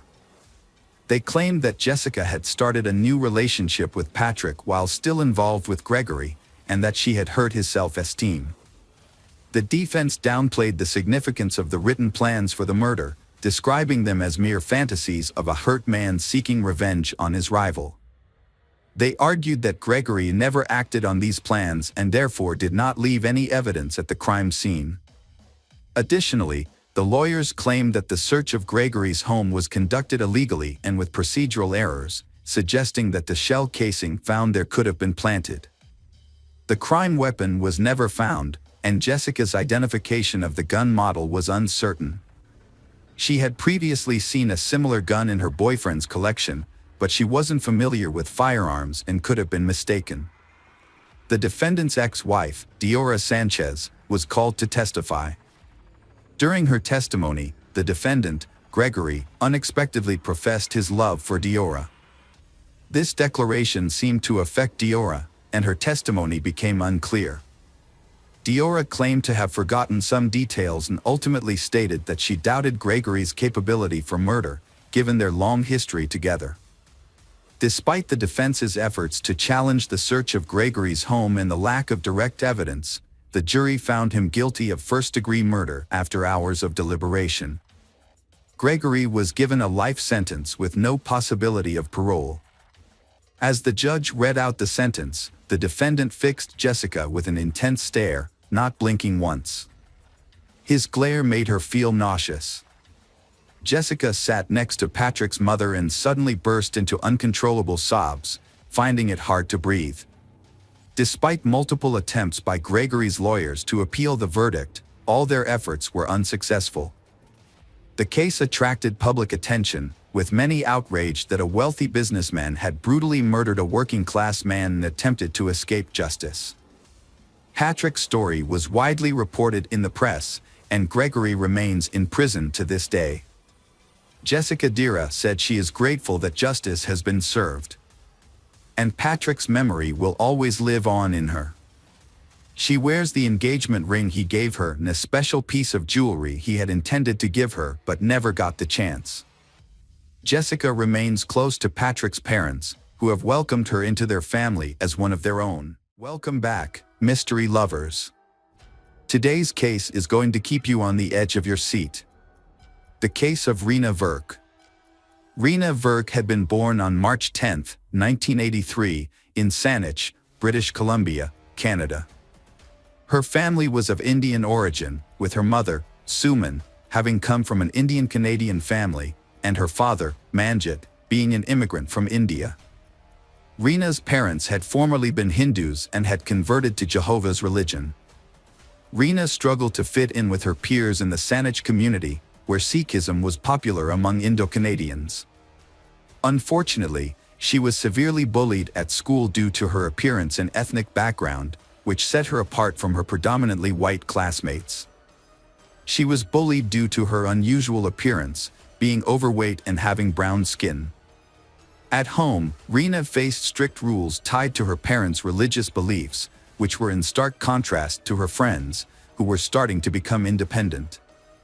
Her parents began to worry when they discovered her persistent bullying and feared it could negatively affect her mental health, potentially leading to depression. In May 1994, Rena's family moved to a new location, resulting in her transferring schools from Burnside Primary School. Her parents hoped this action would put an end to the bullying she initially experienced, and it seemed to be effective. Rena's mood improved, and she formed new friendships that brought her happiness. However, things took a turn for the worse when her new friends began to distance themselves from her, and the bullying began again. Rena graduated from elementary school in 1996 and began attending Coquitz Middle School. There, she met a new group of friends whom she considered cool kids. The group was famous for breaking the rules, drinking, and smoking, which represented the freedom that Rena desired, freedom from the strictness of her parents and their rules. Although she felt accepted by her new friends, her parents disapproved of her new relationships, leading Rena to become more rebellious. In 1996, when Rena was 13 years old, a friend suggested she leave home. The friend told her she could be adopted by telling the police that her parents had physically abused her. Rena took this advice and accused her parents of assault, but no charges were brought due to lack of evidence. Rena was taken away from her family and lived with her grandparents, who believed her story. However, things got worse when Rena falsely accused her father of sexually assaulting her, causing him extreme pain and suffering. In 1997, her father was arrested and sent to prison while awaiting trial for sexually assaulting Rena. Luckily, the charges against her father were dropped when Rena admitted that she had made up the entire story. Rena felt uncomfortable living with her grandparents, so she was placed in a foster home. There, she made friends and began imitating the behavior of those around her, including talking about gangs and even falsely claiming to be a member of one. However, Rena soon realized that living in a foster home was not as fun as she thought because she still had to follow rules and curfews. Finally, she apologized to her parents and returned home. However, her time with her parents had ended very quickly. Rena had left her parents' house again and stayed in a youth shelter. Over the next few months, she had bounced between her parents' home, foster care, and the youth shelter.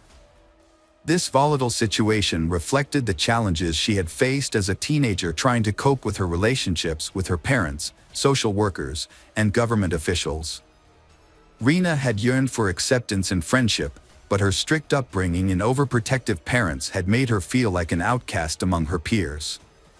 She had desperately wanted to fit in and had tried her best to gain their approval. Middle school had been the most confusing and emotionally challenging time of her life. Rena had sought recognition from those who had previously rejected her. Until she had received an invitation to a party on November 14, 1997, she had been delighted at the opportunity to interact with the popular kids. Rena's life had taken a turn during an overnight gathering with celebrities, which had initially taken place behind a school in Saanich. However, due to police intervention, the group had moved to Craigflower Bridge. The gathering had not gone as Rena had planned. At 10:40 p.m., just 20 minutes before curfew, Rena had called her parents to say she was coming home. Unfortunately, this would be the last time Rena's parents would hear from her. At Craigflower Bridge, a group of teenagers had drunk alcohol and smoked marijuana. Later, another group of girls from the Shoreline 6 gang had targeted Rena without warning. They had assaulted her, burned her forehead with a lit cigarette, and tried to burn her hair. The attack had continued until a girl had intervened and ordered the others to stop. Rena had tried to escape and go home after the initial attack, but two teenagers, Kelly and Warren, had chased her. They had dragged Rena to the other side of the Craigflower Bridge, where the attack on her had continued. Kelly and Warren had punched and kicked her, then held her head underwater until she died. After Rena's death, the attackers had taken off her sweater and shoes and rolled her body into the water. Meanwhile, Rena's parents had become increasingly worried when she did not return home before curfew. They had initially thought she might be at her grandparents' house or a group home, but she had not been at either location. A friend had revealed that Rena was still at the party when the friend had left around 11 p.m. The next day, Rena's family had reported her missing, but the police had responded slowly due to her past history of running away. Rumors had spread among students at the local middle school about a brutal beating and a body found in the nearby gorge waterway. The group of teens involved, known as the Shoreline 6, had remained silent about the incident. However, a witness had eventually come forward to police, saying she had seen Kelly and Warren following Rena after the beating. It had taken a week for police to begin investigating Rena's disappearance after her family had reported her missing. Although many witnesses and teachers had heard rumors about the incident, no one had reported it to the police. It wasn't until a student had come forward as a witness that the police got involved. On November 21, 1997, Warren and Kelly had been arrested and charged with murder and aggravated assault. The members of the Shoreline Six had initially remained anonymous due to protection under Canada's Young Offenders Act, and they had faced serious assault charges. A police helicopter had been dispatched to the Craigflower Bridge area on November 22, but no evidence had been discovered until a thorough search had been conducted on the ground. This search had eventually discovered a body hidden in the weeds, later confirmed to be the missing person, Rena Verk. The forensic pathologist had concluded that Rena's death was due to drowning. However, an autopsy had shown that she had also suffered severe head injuries, which could have led to death. Rena had been only 14 years old when she had passed away. The 6 girls involved in the attack on Rena had initially been charged at the youth court in February 1998. To protect their identities, their names were not being made public. 3 of the girls had pleaded guilty to assault causing bodily harm, while the remaining 3 had been found guilty of the same offense after a trial. They had received sentences ranging from 60 days of conditional release to 1 year in prison. Rena's murder had led to the prosecution of 2 individuals, Kelly and Warren, who had been charged with her murder. Due to the severity of the crime, they had been tried in adult court despite being underage. Warren Glowatsky had had a difficult childhood. His mother had been absent for much of his life due to her struggles with alcoholism. At the time of Rena's murder, he had been living with a friend after his father had moved to California without him. Warren's trial had begun in April 1999, and he had been convicted of second-degree murder in June of the same year. As a result, he had received a life sentence. Warren had been eligible for parole after serving 7 years in prison because he had been a juvenile when the crime had occurred. During his time in prison, Warren had done things that could have had a positive impact on his decision to be paroled. This process had included measures such as meeting with Rena's family. In July 2006, Warren had been paroled from prison unescorted, and he had been finally fully released in June 2010. Rena's family had not opposed Warren's request for parole because they had believed he had shown genuine remorse for his actions. In contrast, Kelly Ard had come from a more stable family, one that had always supported her throughout the trial. She had been 15 years old when Rena had been murdered.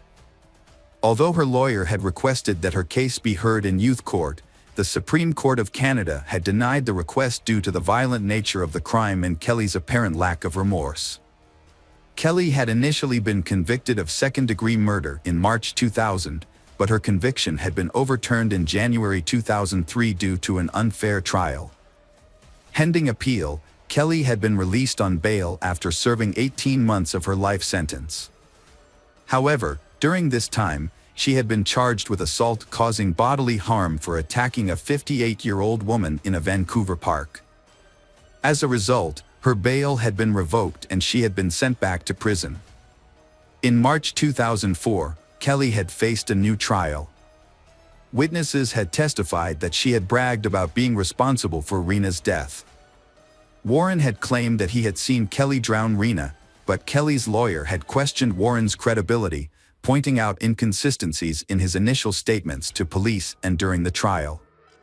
Kelly Ard had testified during the trial that she had assaulted Rena to protect her friends because she had believed Rena would harm them.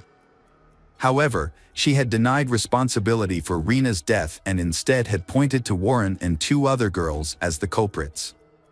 Despite the evidence, Kelly had shown no remorse and had offered no clear motive for the planned attack. When asked about her future, Kelly had appeared resigned, admitting that her life had been ruined and that she would likely be convicted. The jury had deliberated for 5 days before deadlocking, leading to a mistrial in July 2004.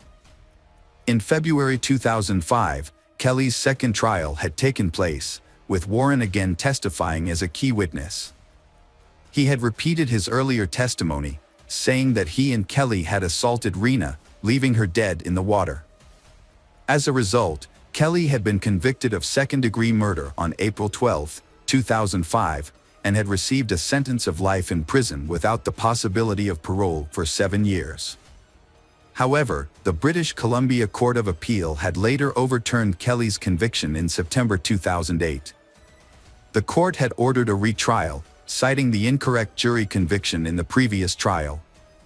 The decision had led to a fourth trial, allowing Kelly's case to be reconsidered in court. The Supreme Court of Canada had upheld Kelly's conviction for second-degree murder in June 2009, ending lengthy court proceedings. Years later, in 2017, Kelly was granted day parole, and in 2019, she received additional privileges, including overnight leave and extended day parole. The Parole Board of Canada's decision to continue her parole in July 2020 had attracted significant media attention. Kelly, who had initially received a life sentence, rebuilt her life on parole. She changed her name to Carrie Sim, got married, and had 2 children. She complied with the conditions of her parole, which included abstaining from the use of stimulants and avoiding contact with Rena's family. Despite the passage of time, the motives behind the teen's decision to attack and ultimately kill Rena remained unclear. One reason might have been revenge, as Rena had previously lived with the 2 girls involved in the assault.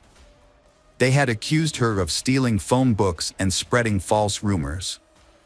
Another girl claimed to have had a grudge against Rena for allegedly stealing her boyfriend in 2000. Rena's parents had sued the teens involved in her death, as had the British Columbia government and other parties. Rena's father explained that he wanted people to take responsibility for their actions, saying that society often failed to do so. Years later, in 2012, Rena's mother spoke out about her daughter's tragic death and the devastating effects of bullying on young people. She shared that dealing with the legal consequences of Rena's murder had left her deeply saddened. As the court cases progressed, she was finally fully feeling her loss. She was struggling more with her emotions and missed Rena even more. Rena's mother also expressed concern that bullying was becoming more severe and frequent rather than decreasing. She was shocked by the new ways young people were using technology, such as cyberbullying and texting, to harm their peers. These methods had not been available when Rena was killed, and her mother was devastated as the problem escalated. The murder of Rena Verk had led to a national debate about racism and bullying, especially among young girls. In the wake of Rena's death, Rena's parents took action to create positive change. They started anti-bullying campaigns and inclusion programs and worked with the government to implement anti-bullying measures in British Columbia schools.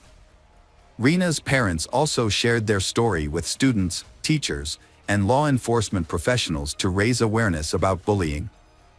Their efforts paid off when the government introduced an anti-bullying program in schools across the province.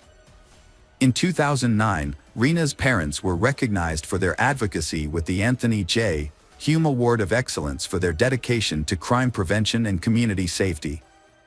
Rena Verk's life had been marked by hardships and challenges. Although she made some mistakes, it was understandable given the pressure to fit in.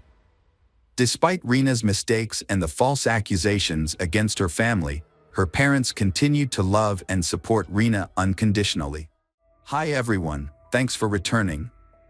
Let's unravel another perplexing mystery. The case of Nicole Peets. Nicole Peets was born on February 26, 1973 in King County, Washington. Nicole was the only child in her family and her parents divorced when she was in school. During her high school years, Nicole was an active, sociable, athletic girl who was well-liked by many people. She had many friends and enjoyed field trips to the countryside. After graduating from high school, Nicole studied public relations at Western Washington College. At the same time, Nicole was still actively involved in sports. Nicole took a coaching position at a local sports club. Nicole quickly gained the respect of her colleagues, and Nicole attracted many customers to her classes. After graduating from college, Nicole decided to continue her education to improve her management skills. She found a job at a large mobile communications company. Nicole's personality is friendly, sociable, and willing to help people, but few people know that inside she is suffering from a lot of pain and suffering. Nicole's teenage years were severely affected by alcoholism. The divorce of her parents was a huge shock to her fragile psyche. Her rebellious nature and bad friends influenced her, and she began drinking. All of this led to a serious alcoholism that lasted for many years and completely undermined Nicole's physical and mental health. At that time, Nicole's mother, Gail, worked as a flight attendant and was often away from home because of her busy work. Therefore, Gail did not realize the change in Nicole. Nicole lives with her elderly grandmother, who also did not realize that her granddaughter regularly drank alcohol. When the truth was revealed, alcoholism had caused severe damage to Nicole. To help Nicole, Gail, her mother, accompanied Nicole to support her. Gail accompanied Nicole to therapy and alcoholism meetings, helping Nicole open up and overcome her cravings. At that time, Nicole's mother Gail had remarried, and Gail's new husband, Robert, was supportive of his stepdaughter, loving Nicole like his own daughter and believing that Nicole could overcome her alcoholism. Nicole took treatment very seriously. She did not miss a single meeting and quickly overcame her addiction. However, alcohol caused many health problems for Nicole. She had serious problems with her pancreas that required surgery. In addition, her alcoholism at a young age had seriously affected her fertility, making it impossible for Nicole to have children. In the mid-1990s, when Nicole was recovering from her addiction and living sober again, Nicole met David. At the time, Nicole had just gotten a job at a sports club, and David was a regular at the club. David was a tall, handsome young man. David was immediately attracted to Nicole, an attractive trainer, and David began to show interest in her. David, who was 4 years younger than Nicole, soon developed a relationship that lasted almost 8 years, and it was not until 2002 that the couple decided to marry. David and Nicole had a simple wedding in Hawaii, inviting only their closest friends. After their marriage, the newlyweds bought their own house and began to settle down in the town of Linwood, Washington. Nicole was a friendly and outgoing young woman who quickly made friends and built good relationships with her neighbors. Nicole loved animals and had several dogs. Because she could not have children, Nicole devoted all her love to these pets. David and Nicole were a perfect couple. They often went for walks with their dogs and always had happy smiles on their faces. Nicole loved to cook, and she was a very good cook. Nicole often treated her husband to delicious meals cooked by herself. In 2006, just a few days before her 33rd birthday, Nicole mysteriously disappeared. That day, for the first time, she did not attend an Alcoholics Anonymous meeting, where she was the leader and inspiration for the group. Nicole also did not come to work, making her colleagues even more worried. In the evening, her mother, Gail, felt very worried when she could not contact Nicole all day, which had never happened before. Gail called Nicole's husband, David, to find out what was going on. However, David could not contact Nicole either. David said that David and Nicole had argued a little the day before, so when he tried calling Nicole the next day and got no response, he thought that Nicole was still angry with him. David did not rush to find Nicole right away, but waited until the evening to ask for her forgiveness. However, Nicole still did not come home that night. Nicole's family tried to contact her by phone but received no response. They decided to go to the police to report the incident. However, the police did not immediately accept their report because Nicole was an adult and had only been missing for less than a day. It was not until the evening of the second day after Nicole went missing that the police began searching. When Nicole did not appear and her phone was unreachable, the police decided to start searching from where she was last seen, which was her and David's house. However, after investigating, the police did not find any clues or unusual signs that Nicole had been kidnapped or that something had happened to her in that house. And Nicole's car was also missing with her, suggesting that she may have left on her own and did not want to return. Her mother Gail and stepfather Robert did not wait for the police to wait the required time and began the search themselves. They appealed to all concerned through social media to help in the search and share any relevant information about Nicole's location.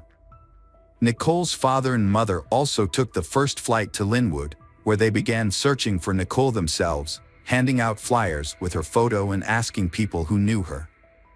The police searched for Nicole and her car. They tried to determine the route the car had taken on the day Nicole went missing. But there were no clues. The next morning a man was jogging when he took a shortcut through an area that was very sparsely populated. As he passed through that area, he noticed something strange in the bushes. As he got closer, he realized it was the severely mutilated body of a naked woman. He immediately called the police and reported the incident.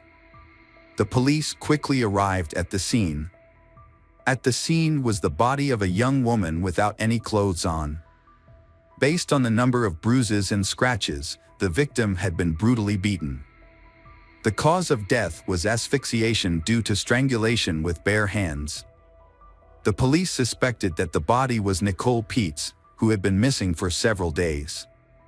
When Nicole's mother, Gail, went to the morgue to identify the body, Gail fainted when she saw the body, and her husband, Robert, was also very sad. As for Nicole's husband, David, he did not show any signs of grief. This made everyone around David feel a little suspicious of his reaction. The police continued to search for Nicole's car, hoping to find traces of the killer in the car. Information about the missing car was widely publicized in the media, along with a call for people to contact the police if they saw the car. Some time later, a gray Volkswagen Polo was found in a parking lot on the outskirts of town. The security guard there discovered the car when he realized that it had been left there for a long time. At the time, he did not know that the car was involved in this serious murder. The police took the car for inspection and examined it to look for evidence and clues to help track down the criminal. However, after the inspection, they found no traces, except for the fingerprints and DNA traces of Nicole and her husband David. Without finding any concrete evidence, the police returned the car to David. The truth is that Nicole was brutally murdered, but the motive for the crime remains unclear. In addition, the carjacking theory is unlikely, as the car was abandoned shortly after on the other side of town. Nicole Peets' case remains unsolved after nearly a year of investigation. There have been no new leads or leads in the search for the perpetrator. No one saw the suspect leave his car in the parking lot because it was not crowded and there were no surveillance cameras in the area. What is suspicious is that Nicole's case has been kept secret. Information about the investigation and new evidence has not been disclosed to the family. Nicole's relatives have not been fully updated, only receiving small details. Nicole's bank card was used at a gas station after she went missing. Although the police have collected images from the cameras, they have not yet disclosed the results of the investigation. When Nicole's case did not progress and the perpetrator was still at large, Nicole's parents decided to conduct an investigation themselves. They hired a private investigator to gather information, verify some suspicions, and offer a reward for anyone who could provide useful information. The reward was initially $10,000 and later increased to $35,000, but no new leads were found. David initially showed great interest in investigating Nicole's disappearance for the first 6 months. However, after that time, he began to distance himself and had little contact with his in-laws, and David eventually remarried and had children of his own. The news of David's remarriage and children of his own came as a huge shock to Nicole's mother, Gail, because Nicole was unable to have children and was often blamed by David. A grief-stricken Gail repeatedly hinted that the culprit might be her son-in-law. 6 years later, Nicole's case took an unexpected turn. David was arrested as the prime suspect in the case. David did not expect that he himself would be the focus of this investigation. Previously, David had changed his residence and lost contact with Nicole's family, so he thought that the case was over and no one was looking for him. However, David was very surprised when the police raided and arrested him. At that time, David even declared his innocence and was willing to take a lie detector test, but he failed the test. As for the police, they suspected David from the beginning, but lacked concrete evidence. In order to arrest David, the police gathered a lot of evidence to ensure that he was responsible for the crime. In fact, David himself probably thought that he had committed the crime perfectly and would never be discovered. A video from the gas station provided an important clue. Footage of the moment a man paid with Nicole's card showed that the man looked similar to David. Although the man was wearing a hat and sunglasses, making identification more difficult, the footage was a key clue in the case. Police also discovered that Nicole was not wearing her wedding ring. Nicole never left the house without it. Initially, police thought the ring had been stolen with other items, but the box containing the ring was later found on a dressing table in Nicole's home. Police discovered a mouth guard in Nicole's mouth during the autopsy. This was a device Nicole had been prescribed shortly before the tragedy, as she suffered from uncontrollable spasms of her chewing muscles due to anxiety, which led to worn enamel and chipped teeth. The presence of this device suggested that Nicole may have been murdered while she was still asleep in her bed.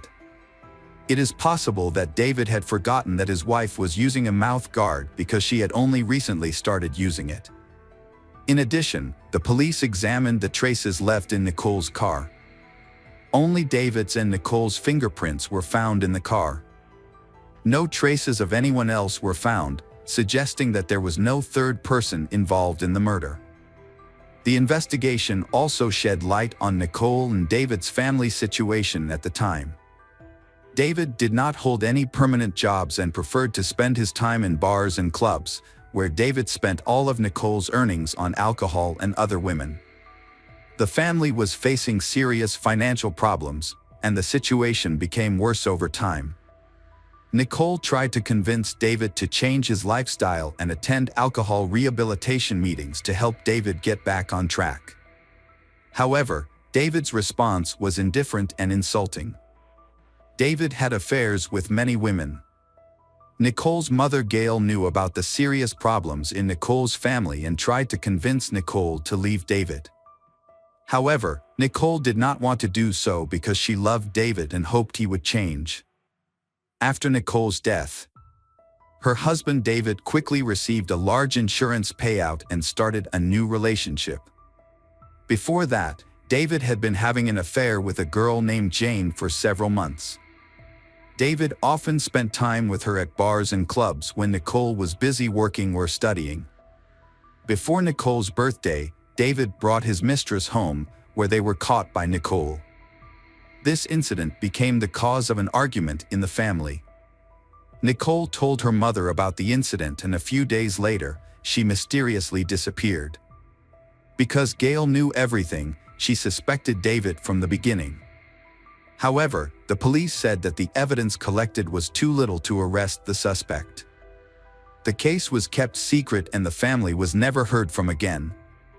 When David received a large insurance payout after Nicole's death, he spent the money with his mistress, Jane. David appeared in court in September 2013 for his crimes. David received the maximum sentence possible under the laws of the state where the case was tried.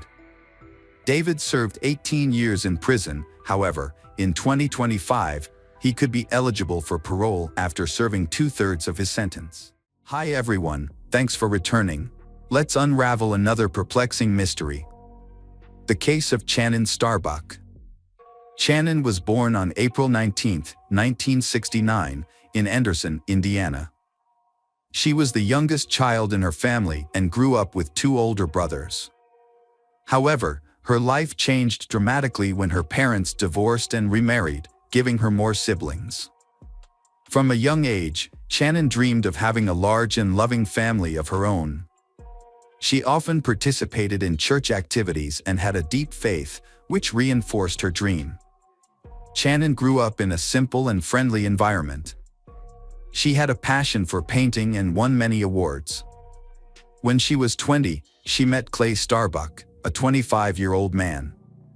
They met at a party in Florida, where Shannon had moved with her family when she was a child.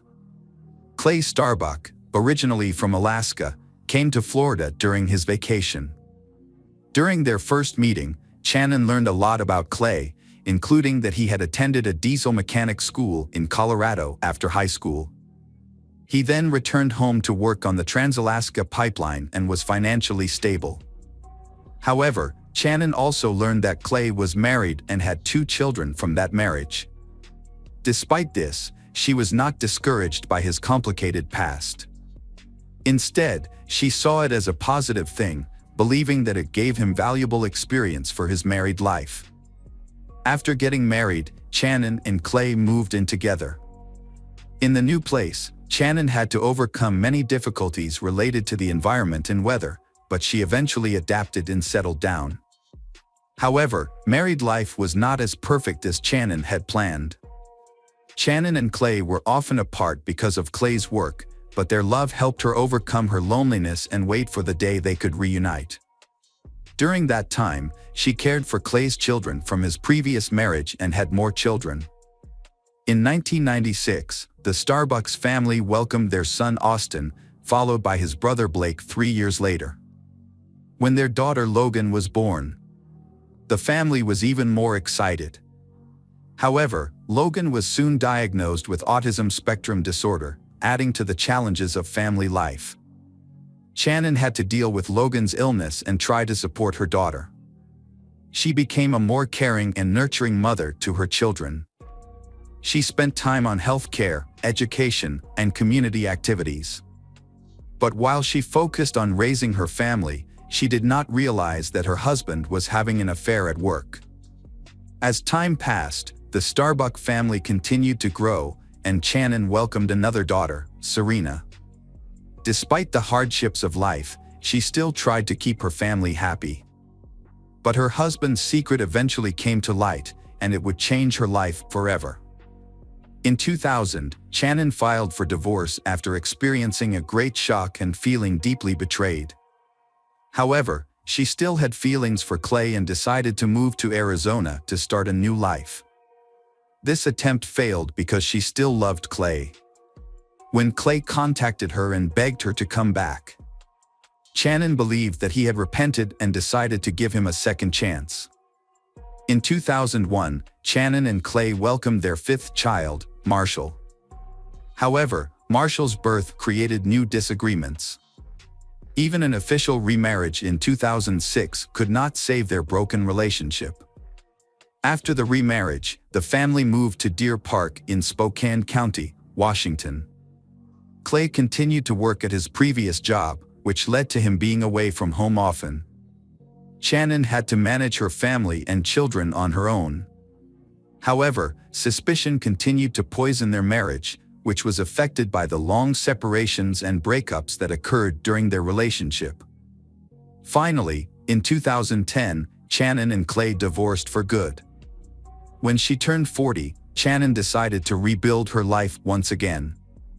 She still hoped that she could experience the joy of love. She was also determined not to repeat the mistakes of the past. Even when Clay was seriously injured, she chose not to get back together with him. Instead, she chose to support her ex-husband and provide help when needed. In February 2011, Clay quit his job and decided to settle down permanently in Deer Park. This brought him closer to his children and also closer to Shannon. However, he still hoped that Shannon would come back to him, but Shannon did not share the same views. After finding freedom, Shannon enjoyed her new life. Austin and Blake then moved in with their father, and they were happy to be away from their mother's constant supervision. Shannon found a part-time job and enrolled in a dental assistant course after her divorce. She had to take care of her family and provide for her children, especially when her ex-husband stopped paying child support due to illness. However, she still had another man to support her in case of emergency. Her children often stayed with this man every Wednesday and on the second and fourth weekends of the month. After completing the course and receiving her certificate, Shannon was proud and began to pursue a new dream. She created a profile on a dating website, hoping to meet a man who was worthy and could help her forget her past. She still regretted spending so many years with Clay, a man who did not appreciate her. However, one morning in December 2011, her dream was suddenly ended. On December 2, 2011, the police were notified that Shannon was unreachable. Her ex-husband, Clay Starbuck, was the first to report. He reported that he had not been able to contact his ex-wife since December 1 around 3 p.m. Shannon had texted her daughter that she could not pick them up from school because she was not feeling well and asked her father to pick them up. However, his phone was turned off, so he did not know about her text. The two children, Marshall and Serena, were tired and hungry. As a result, Logan, 15, decided to call his brother and ask him to drive them to their father's house, which was a few blocks away. When they arrived, Austin said he had not been able to contact his mother either. She may have turned off her phone to rest and recover. Austin took the children to Clay's house. Clay was not expecting them but was very happy to see his children again. After the divorce, the older children lived with him, while the three youngest children lived with their mother. So the father decided to enjoy his time with his children and not bother Shannon. On December 2, Clay drove the children to school and went to Shannon's house. However, the front door was locked and the blinds were drawn. Since he did not have a spare key, he could not enter the house. Clay then sent a text message saying that if Shannon did not show up by 7 p.m., he would contact law enforcement. Time passed without Clay receiving a response from Shannon, so he went to the police and reported the situation. Two sheriffs went to the address provided but did not see anything suspicious and returned. The sheriff suggested waiting another day, and if she had not contacted him by then, he should return. Frustrated, Clay went home and waited for news. The next day, Clay went to the police station again. This time, the police told him that he was not the only one reported missing. A friend and Shannon's mother were also unable to contact her. This did not fit her personality. This time, the police took a more serious approach to the case. Many of Shannon's relatives began to worry. After receiving the necessary permission, the police returned to Shannon's house to investigate. When they arrived, the police broke the lock and entered. Initially, they saw no signs of forced entry or robbery. Everything seemed to be in its place. However, when they entered Shannon's bedroom, they discovered an unexpected detail: a broken statue. Then came the horrifying scenes. Shannon, 42, was found lying on her back on the floor of her bedroom in a provocative pose. On her stomach was an erotic massage tool. She had hoped for a better future, but fate did not give her the chance to fulfill her dream. Shannon's body was covered in bruises and scratches. The medical examiner's report showed that some of the injuries on her body were caused by a stun gun. There was also evidence that her body had been moved. Shannon's cause of death was strangulation. It was the detective's job to figure out Shannon's last hours and find the culprit. The police realized that Shannon Starbuck had not only disappeared but had also been brutally murdered. Her room looked as if it had been turned upside down. The bed was unmade, the blankets and sheets were missing, and the mattress cover was stained red. Shannon's cell phone and diary were on the dresser. Forensic experts focused on this room and examined all surfaces for fingerprints. Some surfaces had been wiped clean, but they found 12 latent fingerprints on the massager and the bathroom mirror. They also found many other traces in common areas for DNA analysis. Experts took samples from under Shannon's fingernails on her face and neck. Detectives suspect that Shannon was killed after she left the bathroom, then placed on the bed, and finally dragged to the floor. It is worth noting that the removed bed sheets were found in the washing machine, possibly intended to destroy evidence. The detectives needed to gather information about Shannon and her lifestyle. So, after the ex-husband calmed down, they questioned him. Clay explained that he and his ex-wife had an arrangement regarding child pickup and drop-off. Every morning, he picked up the younger kids and took them to school, and she picked them up after school. Clay said that on the morning of December 1st, his car broke down a few blocks from home. So he texted Shannon, asking her to take the kids to school. He then went home to wait for the car to warm up, thinking that would help it start. Around 11 a.m., he tried to restart the car but was unsuccessful.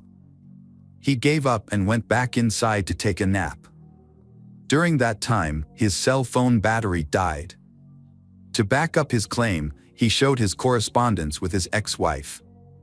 At first, everything made sense. Furthermore, Clay was very cooperative, handing over his cell phone, DNA sample, and fingerprints.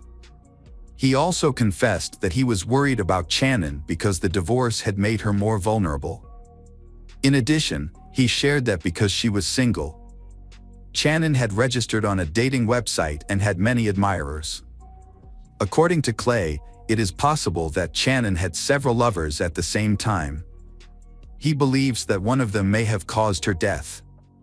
However, he could not name them specifically due to a lack of information.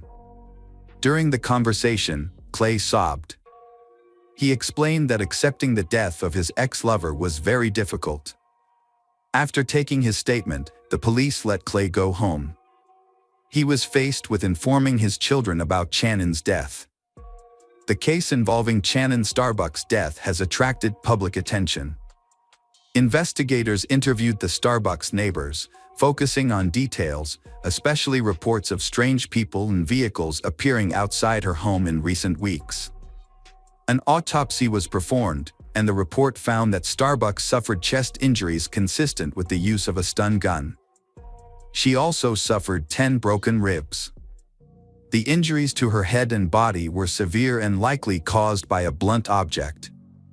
Because of the appearance of the injuries, it was difficult to determine the exact time of death. Scratch marks on her body indicated that she had been moved after she was killed. The medical examiner's report indicated that a soft object was used to strangle her, possibly a hand, a towel, or a sheet. A key clue in the case came from the body samples collected, including the DNA of a man, suggesting that the suspect may have been a close acquaintance of hers. Shannon's family hopes the police will quickly find the culprit. Shannon's ex-husband, Clay Starbuck, has cooperated fully with the investigation.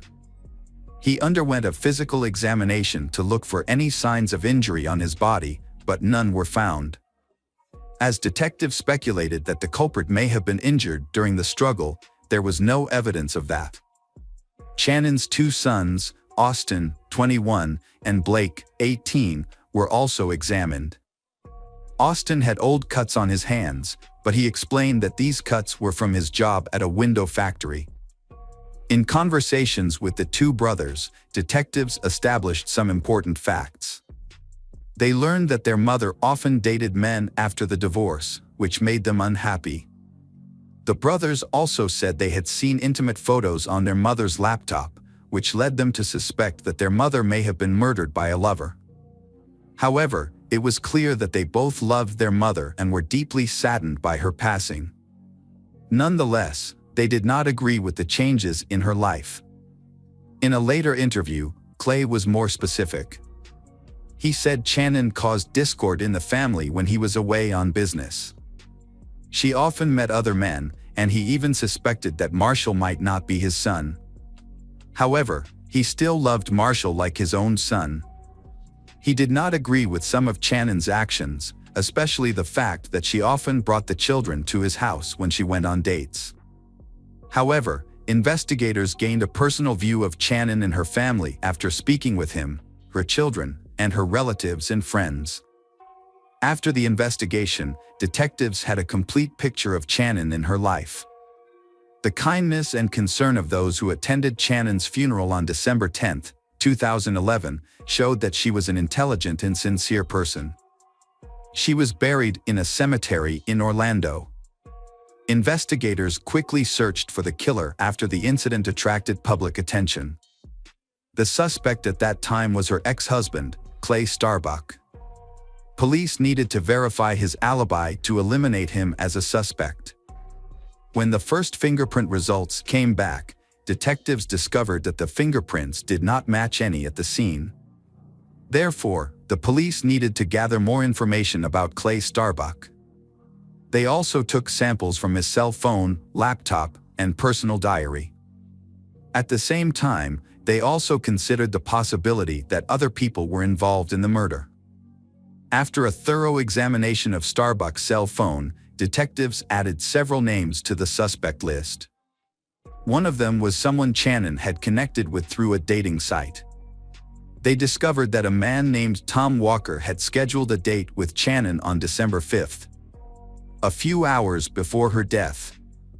They also discovered that Tom and Shannon had been chatting openly and exchanging photos. Tom had asked Shannon to pose for a photo with an adult toy, but she refused. Interestingly, Shannon's body was later found in the exact pose Tom had mentioned. Tom was found within an hour and immediately became a suspect. He explained his activities on the day of Shannon's death, which was confirmed by co-workers and surveillance cameras. John Wilson then scheduled a date with Shannon on December 1st. It was clear from their correspondence that he was not looking for a serious relationship. However, the truth is that John Wilson used a fake name. His real name is John Kinlawn, who works in a completely different field and is married, so he had to keep it a secret. On the day of the incident, John Kinlawn postponed his morning meeting with Shannon until later, citing a headache. In the end, the appointment did not take place. After his DNA sample was taken, he was released. His alibi was confirmed, even though his deception was revealed to his family. The investigation continued, and investigators uncovered some important evidence. When they searched Shannon's phone, they asked the carrier for more information and discovered something significant. At 9:18 a.m. on December 1st, a 911 call was made from Shannon's phone, but someone had deleted it from the call history. Thanks to a request from emergency services, investigators were able to retrieve the call. However, the call contained only crying and other noises before it was abruptly cut off. Investigators also discovered that after the initial call was unsuccessful, emergency services attempted to call back, but the call went to voicemail. GPS data from Shannon's cell phone pinpointed her location at home on the day of her death. Notably, these events occurred after she dropped her children off at school and returned home. Therefore, the messages sent a few hours later could not have been from her. The perpetrator was trying to confuse the investigation. Additionally, this person had a close relationship with the Starbuck family. For example, he used a nickname for their youngest son in his correspondence. Upon closer examination of the information, Clay's statements became even more suspicious. He had a motive to end his ex-wife's life because he could not accept the reality of the divorce. Moreover, he had the perfect opportunity to do this because he knew her daily routine. To clarify the suspicion, the authorities decided to track Clay's car route again, this time using street surveillance camera recordings. The results showed that Clay's car was not broken down as he had claimed. Simultaneously, the results of a second DNA analysis from Shannon's body matched exactly with Clay's sample. On the morning of December 1st, Clay sent a text message to his ex-wife, asking her to take the kids to school and saying that his car had broken down. While she was away, he entered her home and waited. During this time, he accessed her laptop and found personal correspondence that made him jealous and angry. When Channon returned home, a heated argument ensued that ended in violence. This explains why she was found in an unusual position. This may have been an act of revenge for her newly gained freedom. Clay then stayed at the house and impersonated Channon in text messages. It seems that he had long intended to harm his ex-wife. The words of a friend of Channon's took on new meaning for detectives. In one conversation, the friend mentioned that Clay and Channon's relationship was not normal. Channon confessed that she was fed up with Clay's constant control and criticism. She was afraid of divorce because she feared that he might one day hurt her. Between June and November 2011, Channon contacted the police several times, accusing her ex-husband of stalking her. She felt unsafe even in her own home and therefore did not trust anyone with a key. She eventually managed to obtain a restraining order against Clay, so their communication was limited to text messages. A careful examination of Channon's diary makes it clear that she was not only afraid of her ex-husband but also believed that he was turning the children against her. Clay fabricated lewd stories and portrayed her as promiscuous. The children's reaction to their father's arrest on February 6, 2012, is therefore not surprising. They refused to believe his involvement. The children were unfazed by the fact that a tracking program was found on Channon's laptop and a hard drive labeled Channon's desktop was found in Clay's home, along with printed correspondence. The older children doubted the authenticity of the DNA analysis, believing that the accusations against their father were unfounded and that the case was fabricated. However, the views of law enforcement and other relatives were different. The prosecution was convinced of Clay's guilt, relying on a large amount of physical and testimonial evidence. In June 2013, justice prevailed, and Clay Starbuck was convicted of first-degree murder with aggravating circumstances and disrespect for human remains. He was sentenced to life in prison without the possibility of parole. In 2015, Clay's attorney filed an appeal of the sentence, but it was denied. To this day, Clay remains behind bars at the Airway Heights Correctional Facility in Spokane County. Channon's loved ones mourn her sudden passing, but their hearts are even more broken by the thought that her children sided with their father. He was so obsessed with his ex-wife that, in his quest for revenge, he forgot the consequences, leaving his children orphaned. Hello, crime enthusiasts. Are you ready for another chilling investigation? The case of Marta del Castillo. Marta del Castillo was born on June 19, 1991, in Seville, Spain, to parents Eva Casanova and Antonio del Castillo. At the age of 17, Marta was a normal high school student like everyone else, then her life changed completely. On January 24, 2009, Marta was in the middle of a conversation with her best friend, Sylvia Fernandez. She abruptly ended the conversation, explaining that she had to leave quickly because her boyfriend, Miguel Carcano, was waiting for her downstairs. Marta told Sylvia that she needed to talk to Miguel to clear up some issues in their relationship and promised to fill her in on everything when she returned. Marta ran into her father in the hallway and he advised her against getting on Miguel's motorcycle. In response, Marta just gave her father a light kiss on the cheek. She left her home at 5:30 p.m., and as the hours passed and she failed to return, her family started to worry.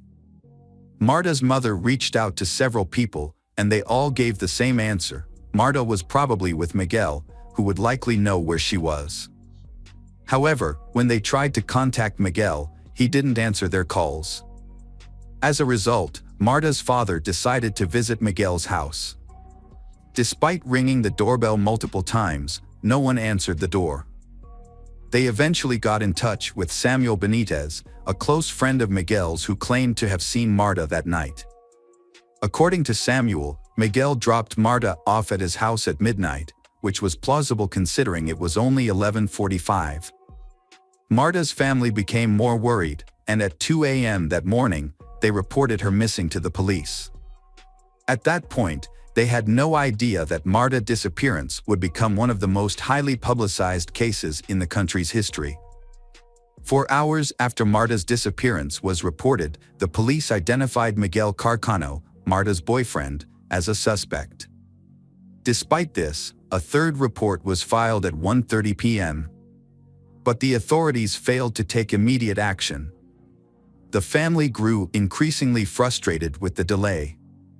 However, 17 hours after the initial request for help, the police initiated a search for Marta. As time went by, Marta's family took matters into their own hands and started collecting statements from Marta's relatives and friends.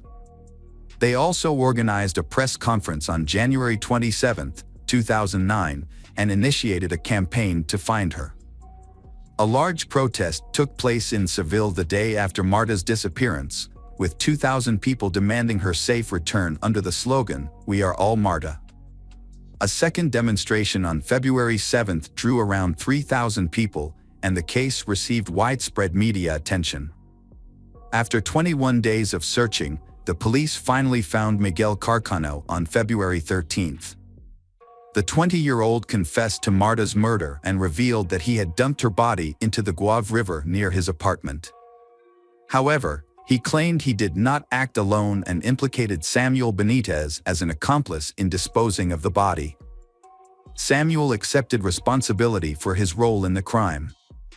Further investigation led to the identification of additional accomplices, including Francisco Javier Garcia Marin, aka El Cuco, a troubled minor, Francisco Delgado, Carcano's brother, and Maria Garcia, Francisco Delgado's girlfriend.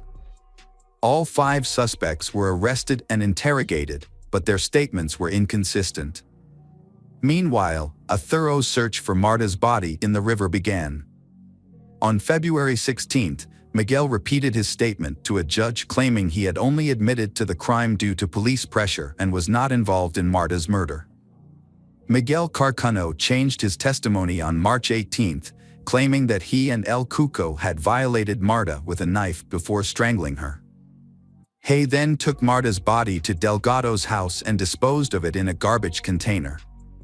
However, Marta's father accused Delgado's girlfriend, Maria Garcia, and theorized that Marta's body may have been destroyed, as Maria Garcia's father worked at a biological waste crematorium.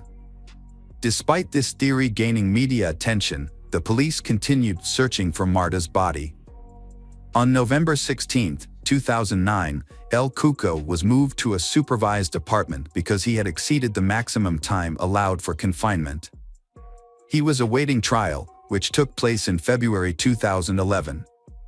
El Cuco was acquitted of abuse and murder charges due to insufficient evidence, but was sentenced to 2 years and 11 months in a juvenile detention center for covering up for Miguel. The trial for the 4 defendants Miguel, Samuel, Delgado, Maria Garcia involved in the case began on October 17, 2011. During the trial, Miguel Carcano admitted to hitting Marta with an ashtray during a heated argument, which led to her death. He also revealed that his previous statements about abusing Marta were false. The investigation revealed inconsistencies in the stories told by Delgado, Maria Garcia, and Samuel. They claimed to have no knowledge of Marta's whereabouts after her death. They alleged that Miguel fabricated the entire story to reduce his guilt. However, forensic analysis uncovered incriminating evidence. On November 22, 2011, the forensic police discovered traces of Marta's blood on Miguel's jacket. A mix of Miguel DNA and Maria Garcia's DNA was also found on a roll of fabric tape. Additionally, a DNA match from Delgado and Maria Garcia was detected on an extension cable, believed to have been used to strangle Marta. This was surprising, given the accused had consistently maintained they had only been at the crime scene early in the morning and had no knowledge of the incident. When confronted with the new evidence, Maria Garcia was accused of violating Marta's body in attempting to cover up the crime. A detailed analysis of the crime scene revealed up to 5 fingerprints on 3 alcohol bottles, with one belonging to El Cuco. As the investigation drew to a close, the 4 suspects were under intense scrutiny from the public. Their trials were heavily guarded by the police, and the prosecution presented a substantial case against Miguel, Samuel, Delgado, and Maria Garcia. The trial involved 90 witnesses, including national police officers and experts. The prosecution also presented 30,000 pH monitorings, crime scene photographs, DNA evidence, and other items found at the house on Leon 13. The trial sparked a massive public outcry, drawing large crowds that pushed against the police barrier. The public requested to view Marta's body and also wanted to catch a glimpse of Miguel, the accused. Despite Delgado and Maria Garcia attempting to conceal themselves with hats and sunglasses, however, they were still unable to escape the crowd's attention. A woman approached them, shouting insults, while others tried to remove their sunglasses and pushed them forward, forcing them to reveal their faces to the surrounding crowd. During the trial, El Cuco's mother gave an interview with her face covered, insisting on her son's innocence and stating that neither she nor El Cuco had any knowledge about Marta's body. Despite being labeled a liar by journalists, she received 10,000 euros for the interview. A key witness then came forward, a taxi driver who had given Delgado a ride on the night of the crime. The driver explained that he had been extra cautious with his passengers, as a colleague had been murdered recently. He recalled picking up a bald, bearded man matching Delgado's description, who had a plastic bag and stared at him intently. The driver stated that he dropped Delgado off on Leon's 13th Street, exactly where the crime took place, and charged him €8 for the ride. However, Delgado's defense lawyer questioned the driver's statement, pointing out that the fare for the 2-kilometer ride should have been €5, not €8, which cast doubt on the driver's testimony. Marta's parents took the stand and described the immense pain they were experiencing due to the situation. They had to quit their jobs, start taking psychiatric medication, and even develop depression. Their other 2 daughters, Marta's sisters, were also going through a terrible time. The jury's verdict in January 2012 did not bring the family the satisfaction they were hoping for. Miguel was the only person responsible for Marta's murder and was sentenced to 21 years and 3 months in prison. Additionally, he was banned from living in the city where Marta's family resides for the next 30 years. He to pay part of the trial costs and compensate Marta's parents with 280,000 euros for the moral damage caused by her murder and disappearance. Each of her sisters was also awarded 30,000 euros. In contrast, Delgado and Samuel were released due to lack of evidence placing them at the crime scene at the time of the murder. However, the following year, they demanded that Marta's family pay for the trial costs, adding to the family's distress. Marta's father expressed his intention to seek justice beyond Spain's borders, as he believed the country's system was outdated. He even considered taking Marta's case to Strasbourg, home to the European Parliament and the European Court of Human Rights. In December 2011, Marta's mother wrote a heartfelt letter to Miguel, who was in prison at the time. She asks him to return Marta's body so they can end the long suffering they have endured. She longed to give Marta a proper burial, where she could visit her, bring flowers, and talk to her. Unfortunately, the letter went unanswered. On January 24, 2012, 3 years after Marta's disappearance, demonstrations took place in various Spanish cities and towns, demanding justice for the young girl. As a result, Miguel faced threats from fellow inmates and attempted to take his own life. He was then transferred to a specialized therapy unit where he had limited contact with the outside world, including no visitors or phone calls. During his imprisonment, Miguel created multiple versions of the crime, with as many as 7 different accounts. This led to several lawyers withdrawing from his case due to inconsistencies. In his latest testimony, presented in 2013, he implicated someone close to him as the perpetrator of the crime. Miguel described an argument between him and his brother, Delgado, over the mortgage for their house at Leon 13. The dispute began when Miguel sent a letter to the family stating that he no longer wanted to cover for Delgado. Miguel stated that a disagreement over a fraudulent loan led to a physical confrontation. The situation became violent and Delgado allegedly threatened his younger brother with a weapon. When Marta intervened, she was fatally struck with the butt of Delgado's gun. After the incident, Delgado made a phone call, but the recipient and the content of the conversation are unknown. Delgado then left the house, leaving Marta's lifeless body behind. El Cuco arrived, and Delgado asked for his help in disposing of the body. They used a wheelchair to transport the body to the Mahala farm in Marietta, where they buried it. Marta. At first, Marta's parents believed Miguel's story and were grateful to him for telling the truth. They requested that the investigation be reopened, this time focusing on Delgado. However, the prosecution and the judge did not find Marta's statements credible. Marta's father visited Miguel in prison, asking for his cooperation in finding Marta's body. In exchange for Miguel's help, Marta's father offered him a deal. Upon his release from prison, he would give Miguel the house located at Lawn 13, which he had previously purchased. The search for Marta's body became one of the most expensive in the country's history, involving extensive land and sea searches. It seemed impossible for Miguel, Samuel, and another person to transport Marta's body on a motorcycle without incident. During the reenactment, the body fell off the moment the engine started. After Miguel claimed that the body was thrown into a trash bin, the search shifted to the local landfill, which receives all the area's waste. In order to find any relevant clues, the search team estimated that they would need to remove approximately 40,000 tons of waste from the landfill due to the large amount of time that had passed since Marta's disappearance and the massive amount of waste at the landfill. The search for Marta's body lasted 32 days but was unsuccessful. Miguel, the accused, gave investigators 4 different locations where evidence might be found, leading to multiple new searches.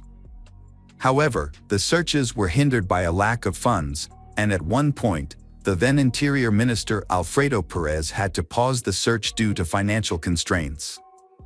In April 2013, Miguel pointed to Delgado as the real murderer and provided another location where Marta's body could be found, this time near the city of Lynk, Canada. Despite having lost credibility due to his previous false versions, a new search was conducted. Miguel went with the police to the area and gave them a general idea of where he claimed to have buried Marta's body in 2009, along with Delgado. The police excavated the soil of 6 farms, focusing on areas with recent earth movements. A total area of 10,000 square meters was scanned, but unfortunately, nothing was found. All the searches were unsuccessful, and at the request of Marta's parents. The search was halted until 2015. The public ministry requested that the defendants compensate the Ministry of the Interior for the costs incurred during the search, amounting to $66,329. In a new development, an individual named Oscar, who claimed to be a criminal, approached El Cuco's, Rosalia's mother, and pretended to seek a confession. However, his actual intention was to infiltrate and secretly gather information. Over time, Oscar and Rosalia developed a close relationship, meeting every 2 or 3 days and speaking daily on the phone. Rosalia trusted Oscar enough to give him the keys to her house, and they shared secrets and took long walks on the beach together. He gained her trust and affection. Oscar even convinced Rosalia that they would leave the country together once her son's, El Cuco situation was resolved. Meanwhile, Oscar secretly recorded 600 hours of conversations between Rosalia and those around her over a period of 2.5 years. In October 2011, El Cuco was granted temporary release from the juvenile center, where he was being held for covering up for Miguel. During one conversation, Oscar asked El Cuco if he thought the police were following him. El Cuco replied that were, and that the police were trying to find out where they had hidden Marta. This statement incriminated El Cuco and revealed his involvement in Marta's disappearance. Realizing his mistake, El Cuco quickly tried to retract his statement, claiming he had done nothing wrong. Oscar played along as if he hadn't noticed. However, in other recordings, El Cuco made fun of the police's efforts to find the body, and Rosalia criticized the investigators for not examining her phone records closely. Although Oscar worked diligently to record conversations, the 600 hours of recorded material was not presented as evidence in court. It wasn't until 13 years after Marta's disappearance, in 2022, that the recordings led to results. On May 26, 2022, a large crowd of mostly neighbors from Marta's family gathered outside the courthouse to demonstrate their support for a new trial. Rosalia and El Cuco arrived at the courthouse, protected by police. El Cuco was fully covered, wearing a hoodie, sunglasses, gloves, and a mask. Rosalia wore sunglasses, a mask, and a headscarf. In 2011, El Cuco claimed he wasn't at the scene of the crime on Lyon 13th Street. El Cuco said he had gone home around 11:30 p.m. with friends and met his mother's partner, Oscar, who was taking out the trash. Oscar then went upstairs to his apartment and stayed there for the rest of the night. Rosalia claimed she had gone out for drinks with Oscar around 11:30 p.m. and returned home around 1:30 a.m. on January 25th, finding her son asleep. El Cuco admitted that on January 24th, Miguel contacted him for assistance after killing Marta. Miguel requested his help in burying Marta's body, along with Samuel. They used Rosalia's vehicle to travel to Lyon 13, where Delgado is also there. During this time, Rosalia, El Cuco's mother, stayed at a bar until 4:30 in the morning. Upon returning home, she found her son missing. In the end, El Cuco and Rosalia were charged with perjury for hindering prosecution. As a result, El Cuco and Rosalia were sentenced to 2.5 years in prison on June 9, 2022. The judge also imposed a fine of €1,144 on each of them, as well as ordering them to pay €30,000 in civil liability to Marta's parents. Despite the sentencing and fines, Marta's parents were more concerned with finding their daughter's body than seeking monetary compensation. In the same year, the investigative judge allowed an expert to access the mobile phones of Miguel and Marta. Notably, Miguel gave his consent for his phone to be examined, believing it would reveal evidence pointing to Delgado as the actual perpetrator. The primary objective of the investigation was to locate Marta's body, which remained missing. 13 years after Marta's murder, the civil court decided to close the investigation into the search for her body in November 2022. The court declared the investigation period had expired because no new significant evidence had been found. Marta's parents eventually accepted that Miguel would never disclose the location of their daughter's body. Hi everyone, thanks for returning. Let's unravel another perplexing mystery. The case of Kate Waring. Kate Waring was born in Charleston, South Carolina, USA. She grew up in a loving family with 2 siblings, and her parents always tried their best to give their children the best life possible. As a child, Kate showed a deep love and compassion for animals, which led her to start volunteering at various animal shelters at a young age. As a teenager, she was a dancer and had a wide social circle, known for her positive attitude and outlook on life. Everyone assumed she had an educational good background, and to some extent, this was true. However, one fateful day, her life changed completely. Just before going to college, Kate opened up to her parents about being abused by someone close to the family when she was younger. Kate's parents were shocked by this confession. They felt guilty for not knowing the hardships their daughter had faced over the years.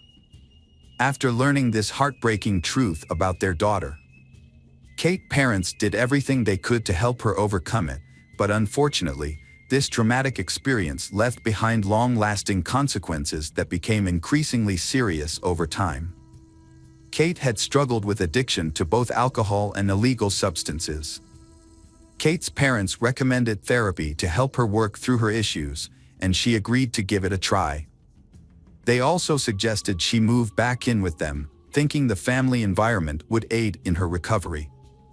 Initially, the therapy seemed effective, but Kate continued to grapple with the emotional weight of her past, making it difficult for her to move forward. Kate's life underwent a major transformation when her psychiatrist diagnosed her with depression.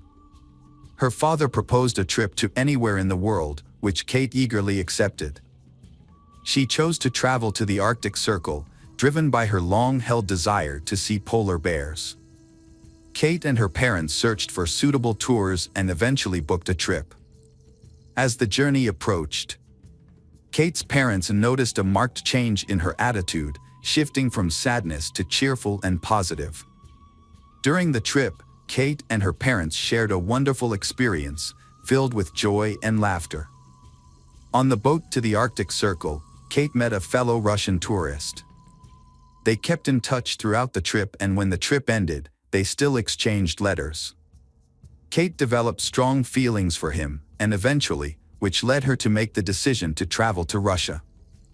Kate had finally begun to overcome her depression after traveling with her family in another country. However, due to visa issues, she was forced to return home.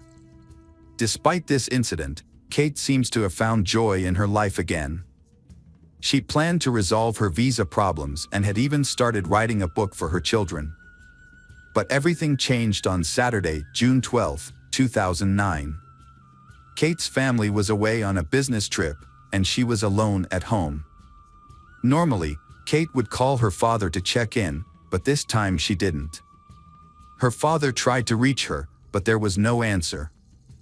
Concerned about her well-being, especially given her past struggles with addiction, her father asked someone to check on her. When the person arrived at Kate's home, they found her room empty, but the light was still on, suggesting that she had just stepped out and would return soon. However, Kate's medication, which she needed to take regularly, was still at home. Her parents were anxious, but they decided not to panic, thinking that Kate, being 28 years old, was capable of taking care of herself. They decided to wait until Monday, at which point Kate's parents intended to contact the police. On Monday morning, Kate's father received a call from the bank. A bank employee informed him that someone had tried to cash a check for over $4,000 from Kate's account. The bank was unable to contact Kate, so they reached out to her father. This situation raised suspicions, as Kate's father knew she only had a few $100s in her account. The bank security team contacted Kate's father due to the large amount of the check. Although Kate's signature on the check appeared to be genuine, the bank still had concerns. The man who tried to cash the check was identified as Ethan Mack. Kate's father did not recognize Ethan's name, but he assumed Ethan might be an acquaintance of Kate's since the bank had verified her signature. As Kate was still unreachable, her father decided to contact the police. The police launched an investigation into Kate's disappearance and began by questioning Ethan Mack. Ethan claimed to have known Kate for years and stated that she had written the check to pay off old debts. He also claimed that he had frequently lent Kate money for various purchases, including clothing and jewelry. Investigations into Kate's disappearance led detectives to speak with her friends. They revealed that Kate had a long-standing friendship with Ethan. Although they were very close, her friends insisted that the relationship was not love. Ethan told detectives that he met Kate on Friday night and took her out for dinner at a restaurant. After dinner, he drove her home and then went about his own business. To support his alibi, Ethan showed detectives text messages he had exchanged with Kate, confirming their dinner plans. He also allowed detectives to search his home, where he lived with his mother, but nothing suspicious was found. However, the police still suspect his connection with the check and did not rule Ethan out as list of suspects. Detectives reconstructed Kate's activities on Friday night to determine her last whereabouts before she disappeared. She had seen her therapist in the afternoon and then visited the gym. Later, Kate entered a store and purchased a bottle of wine. Security footage showed her talking on the phone at the time, and it is possible that she was speaking with Ethan, who later picked her up and took her to dinner.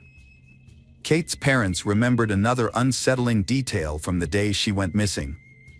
Although she mentioned having some problems, she didn't specify what they were. Unfortunately, her parents did not remember this conversation until a few days later, and by then, the information was too late to be of any help in the search. As the weeks went by, Kate remained missing. Her parents felt frustrated with the police, believing they weren't doing enough to find Kate. However, in August, the case gained new information when a team of former police officers, led by lawyer Andy Savage, took it on. This team had been privately investigating unsolved cases and was particularly drawn to Kate's. The team consisted of 5 individuals, and all have significant experience in the investigative field. One of them, former Detective James Randall, began by examining Kate's bedroom. He noticed 2 suspicious things. Firstly, he found a packet of medication that Kate took regularly. Kate's parents confirmed that she was very diligent in taking her medication, so the fact that the packet was left behind was highly alarming. Next, a team member found Chinese currency on Kate's bed, which raised questions since Kate's parents had no idea where she got it or why she needed it. To gather more information, the team brought in Bobby Mitter, an expert in tracking individuals online. His skills are really useful. Bobby discovered that on the night Kate disappeared, she called her friend James around 10 p.m., but he didn't answer. Kate left a disturbing voicemail, saying someone had stolen her credit cards. Kate's phone was last active at 1:53 a.m., for some unknown reason, when she called her own voicemail. Further investigation by member Lewis revealed that the call was made from James Island, just a few kilometers from Kate's house. Another team member, Eugene Fraser, spoke with acquaintances on James Island and found something suspicious. Ethan Mack, who had allowed police to search his mother's home, didn't actually live there. Instead, he rented an apartment in a nearby building. Eugene's acquaintance, who happened to be Ethan's landlord, provided this crucial information. The detectives dug deeper and discovered that the police had not Ethan thoroughly investigated. They had only done a cursory search of his mother's house. The team decided to take matters into their own hands and began their own investigation. In the process, they found out that Ethan had a girlfriend named Heather Camp. When they asked Kate's parents about Heather, her mother remembered a strange encounter.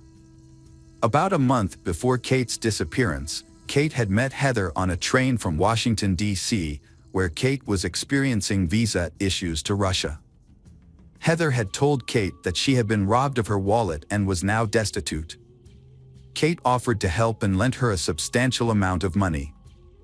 Heather said she has found a job as a pediatric surgeon in South Carolina and will start work soon. Heather later said that her daughter had tragically died in a car accident in New Jersey. Her actions following this announcement seemed irrational and confusing.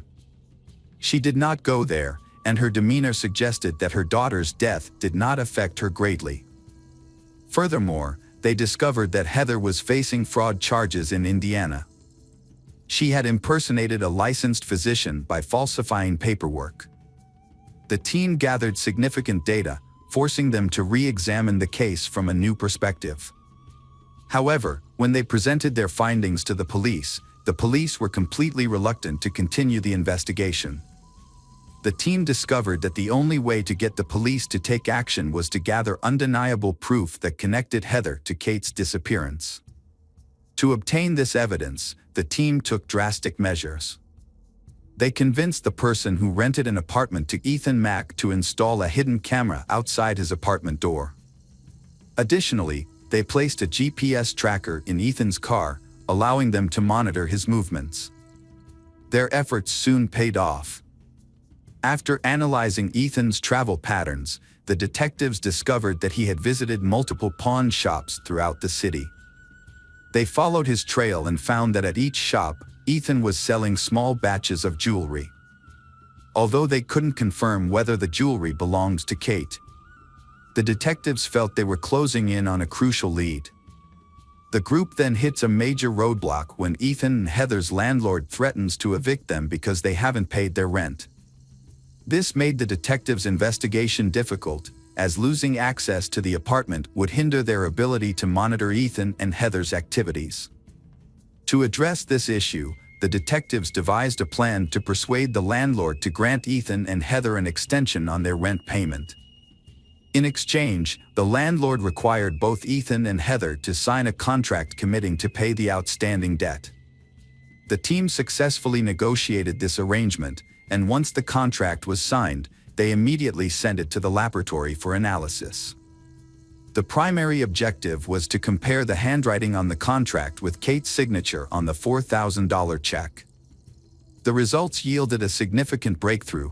The handwriting expert confirmed, with absolute certainty, that the signature on the check matched Heather's handwriting on the contract. The team discovered that Heather had forged Kate's signature. However, they knew the police would be uncooperative, so they devised a new plan. They convinced the landlord to help them by telling Ethan that the apartment needed insect treatment. The team leader, dressed as an exterminator, accompanied the landlord to the apartment. But their plan almost failed. They realized Ethan only moved the car away from the house and did not actually leave. Upon entering the apartment, the investigator and the landlord were met with an unexpected surprise. Ethan was still at home, and Heather was the one driving his car. The investigator then had to think quickly and adjust his plan. They insist that the apartment needs to be disinfected and ask Ethan to wait outside while they spray the dangerous disinfectant. Ethan, unaware of the investigation, agreed to leave his apartment. Meanwhile, investigators begin searching for evidence to prove Ethan's involvement in Kate's disappearance.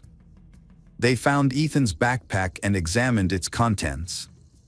Discovering Chinese money, it resembles the bills found on Kate's bed. However, the search yielded no other significant clues. The investigator and the landlord pretended to complete their task and left. The team needed a new strategy. After reviewing the footage from the camera outside Ethan's apartment, they noticed a man frequently entering the building, Terry Williams, a neighbor of the couple. The detective suspected that Terry might have information about Ethan and Heather's involvement in Kate's disappearance. The team decided to take a risk and offered Terry a substantial sum of money in exchange for his cooperation. They visited Terry's apartment with the offer, hoping he would reveal what he knew about Kate's disappearance. Detectives encountered an unexpected situation when they told Terry what was happening. Unbeknownst to them, Heather was at her home and overheard the conversation between the detectives and Terry. When the detectives started talking to Terry, Heather was extremely frightened. She immediately called Ethan and explained the situation in a hysterical state. The investigation team did not expect this, and they spent the next few days coming up with another plan. However, Terry later contacted the detectives and invited them to his home to discuss. Upon arriving at Terry's apartment, he reveals that although Ethan and Heather did not directly tell him about their involvement in Kate's disappearance, but he had suspected that the couple had done something wrong to Kate. Terry then produced an iPod that Heather had given him shortly after Kate's disappearance. He had assumed the iPod belonged to Kate. The detectives examined the device and, using its serial number, confirmed that it indeed belonged to Kate. This discovery provided the investigation team with sufficient evidence to return to the police department. The local police could no longer ignore the case and decided to take action. After reviewing the evidence gathered by the team, they arrested Ethan and Heather. During the initial interrogation, Heather agreed to cooperate in exchange for a reduced sentence.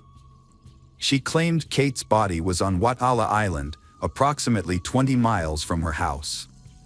However, when the police searched the area, they found no of Kate's body. It became clear that Heather had given them false information.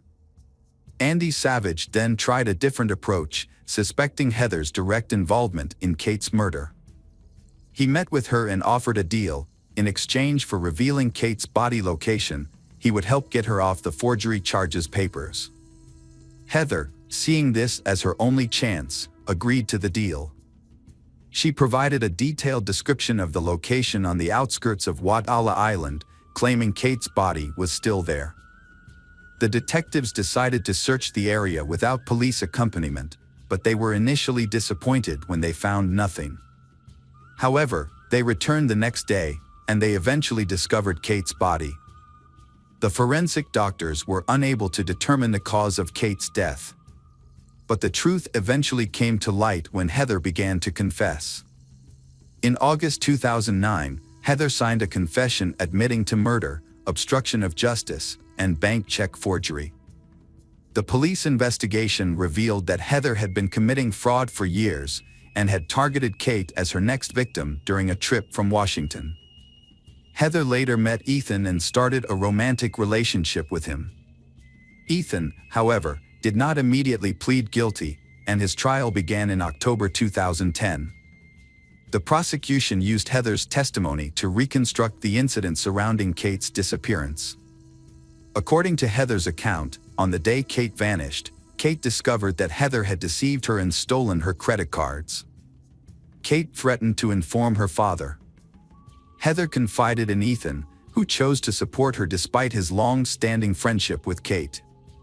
The investigation revealed that Kate was not alone with Ethan on the night she disappeared. Heather was also present. It appears that Heather and Ethan attempted to negotiate with Kate at a restaurant, trying to persuade Kate not to expose Heather's deception. During this meeting, Heather may have promised Kate that when she got to Ethan's apartment, Heather would return the stolen credit card to her. Upon Kate's arrival, Heather and Ethan may have been waiting for the right moment to end her life. However, the court ultimately questioned Heather's account of the incident and found her guilty, sentencing her to 39 years in prison. Ethan received a slightly more lenient sentence of 25 years.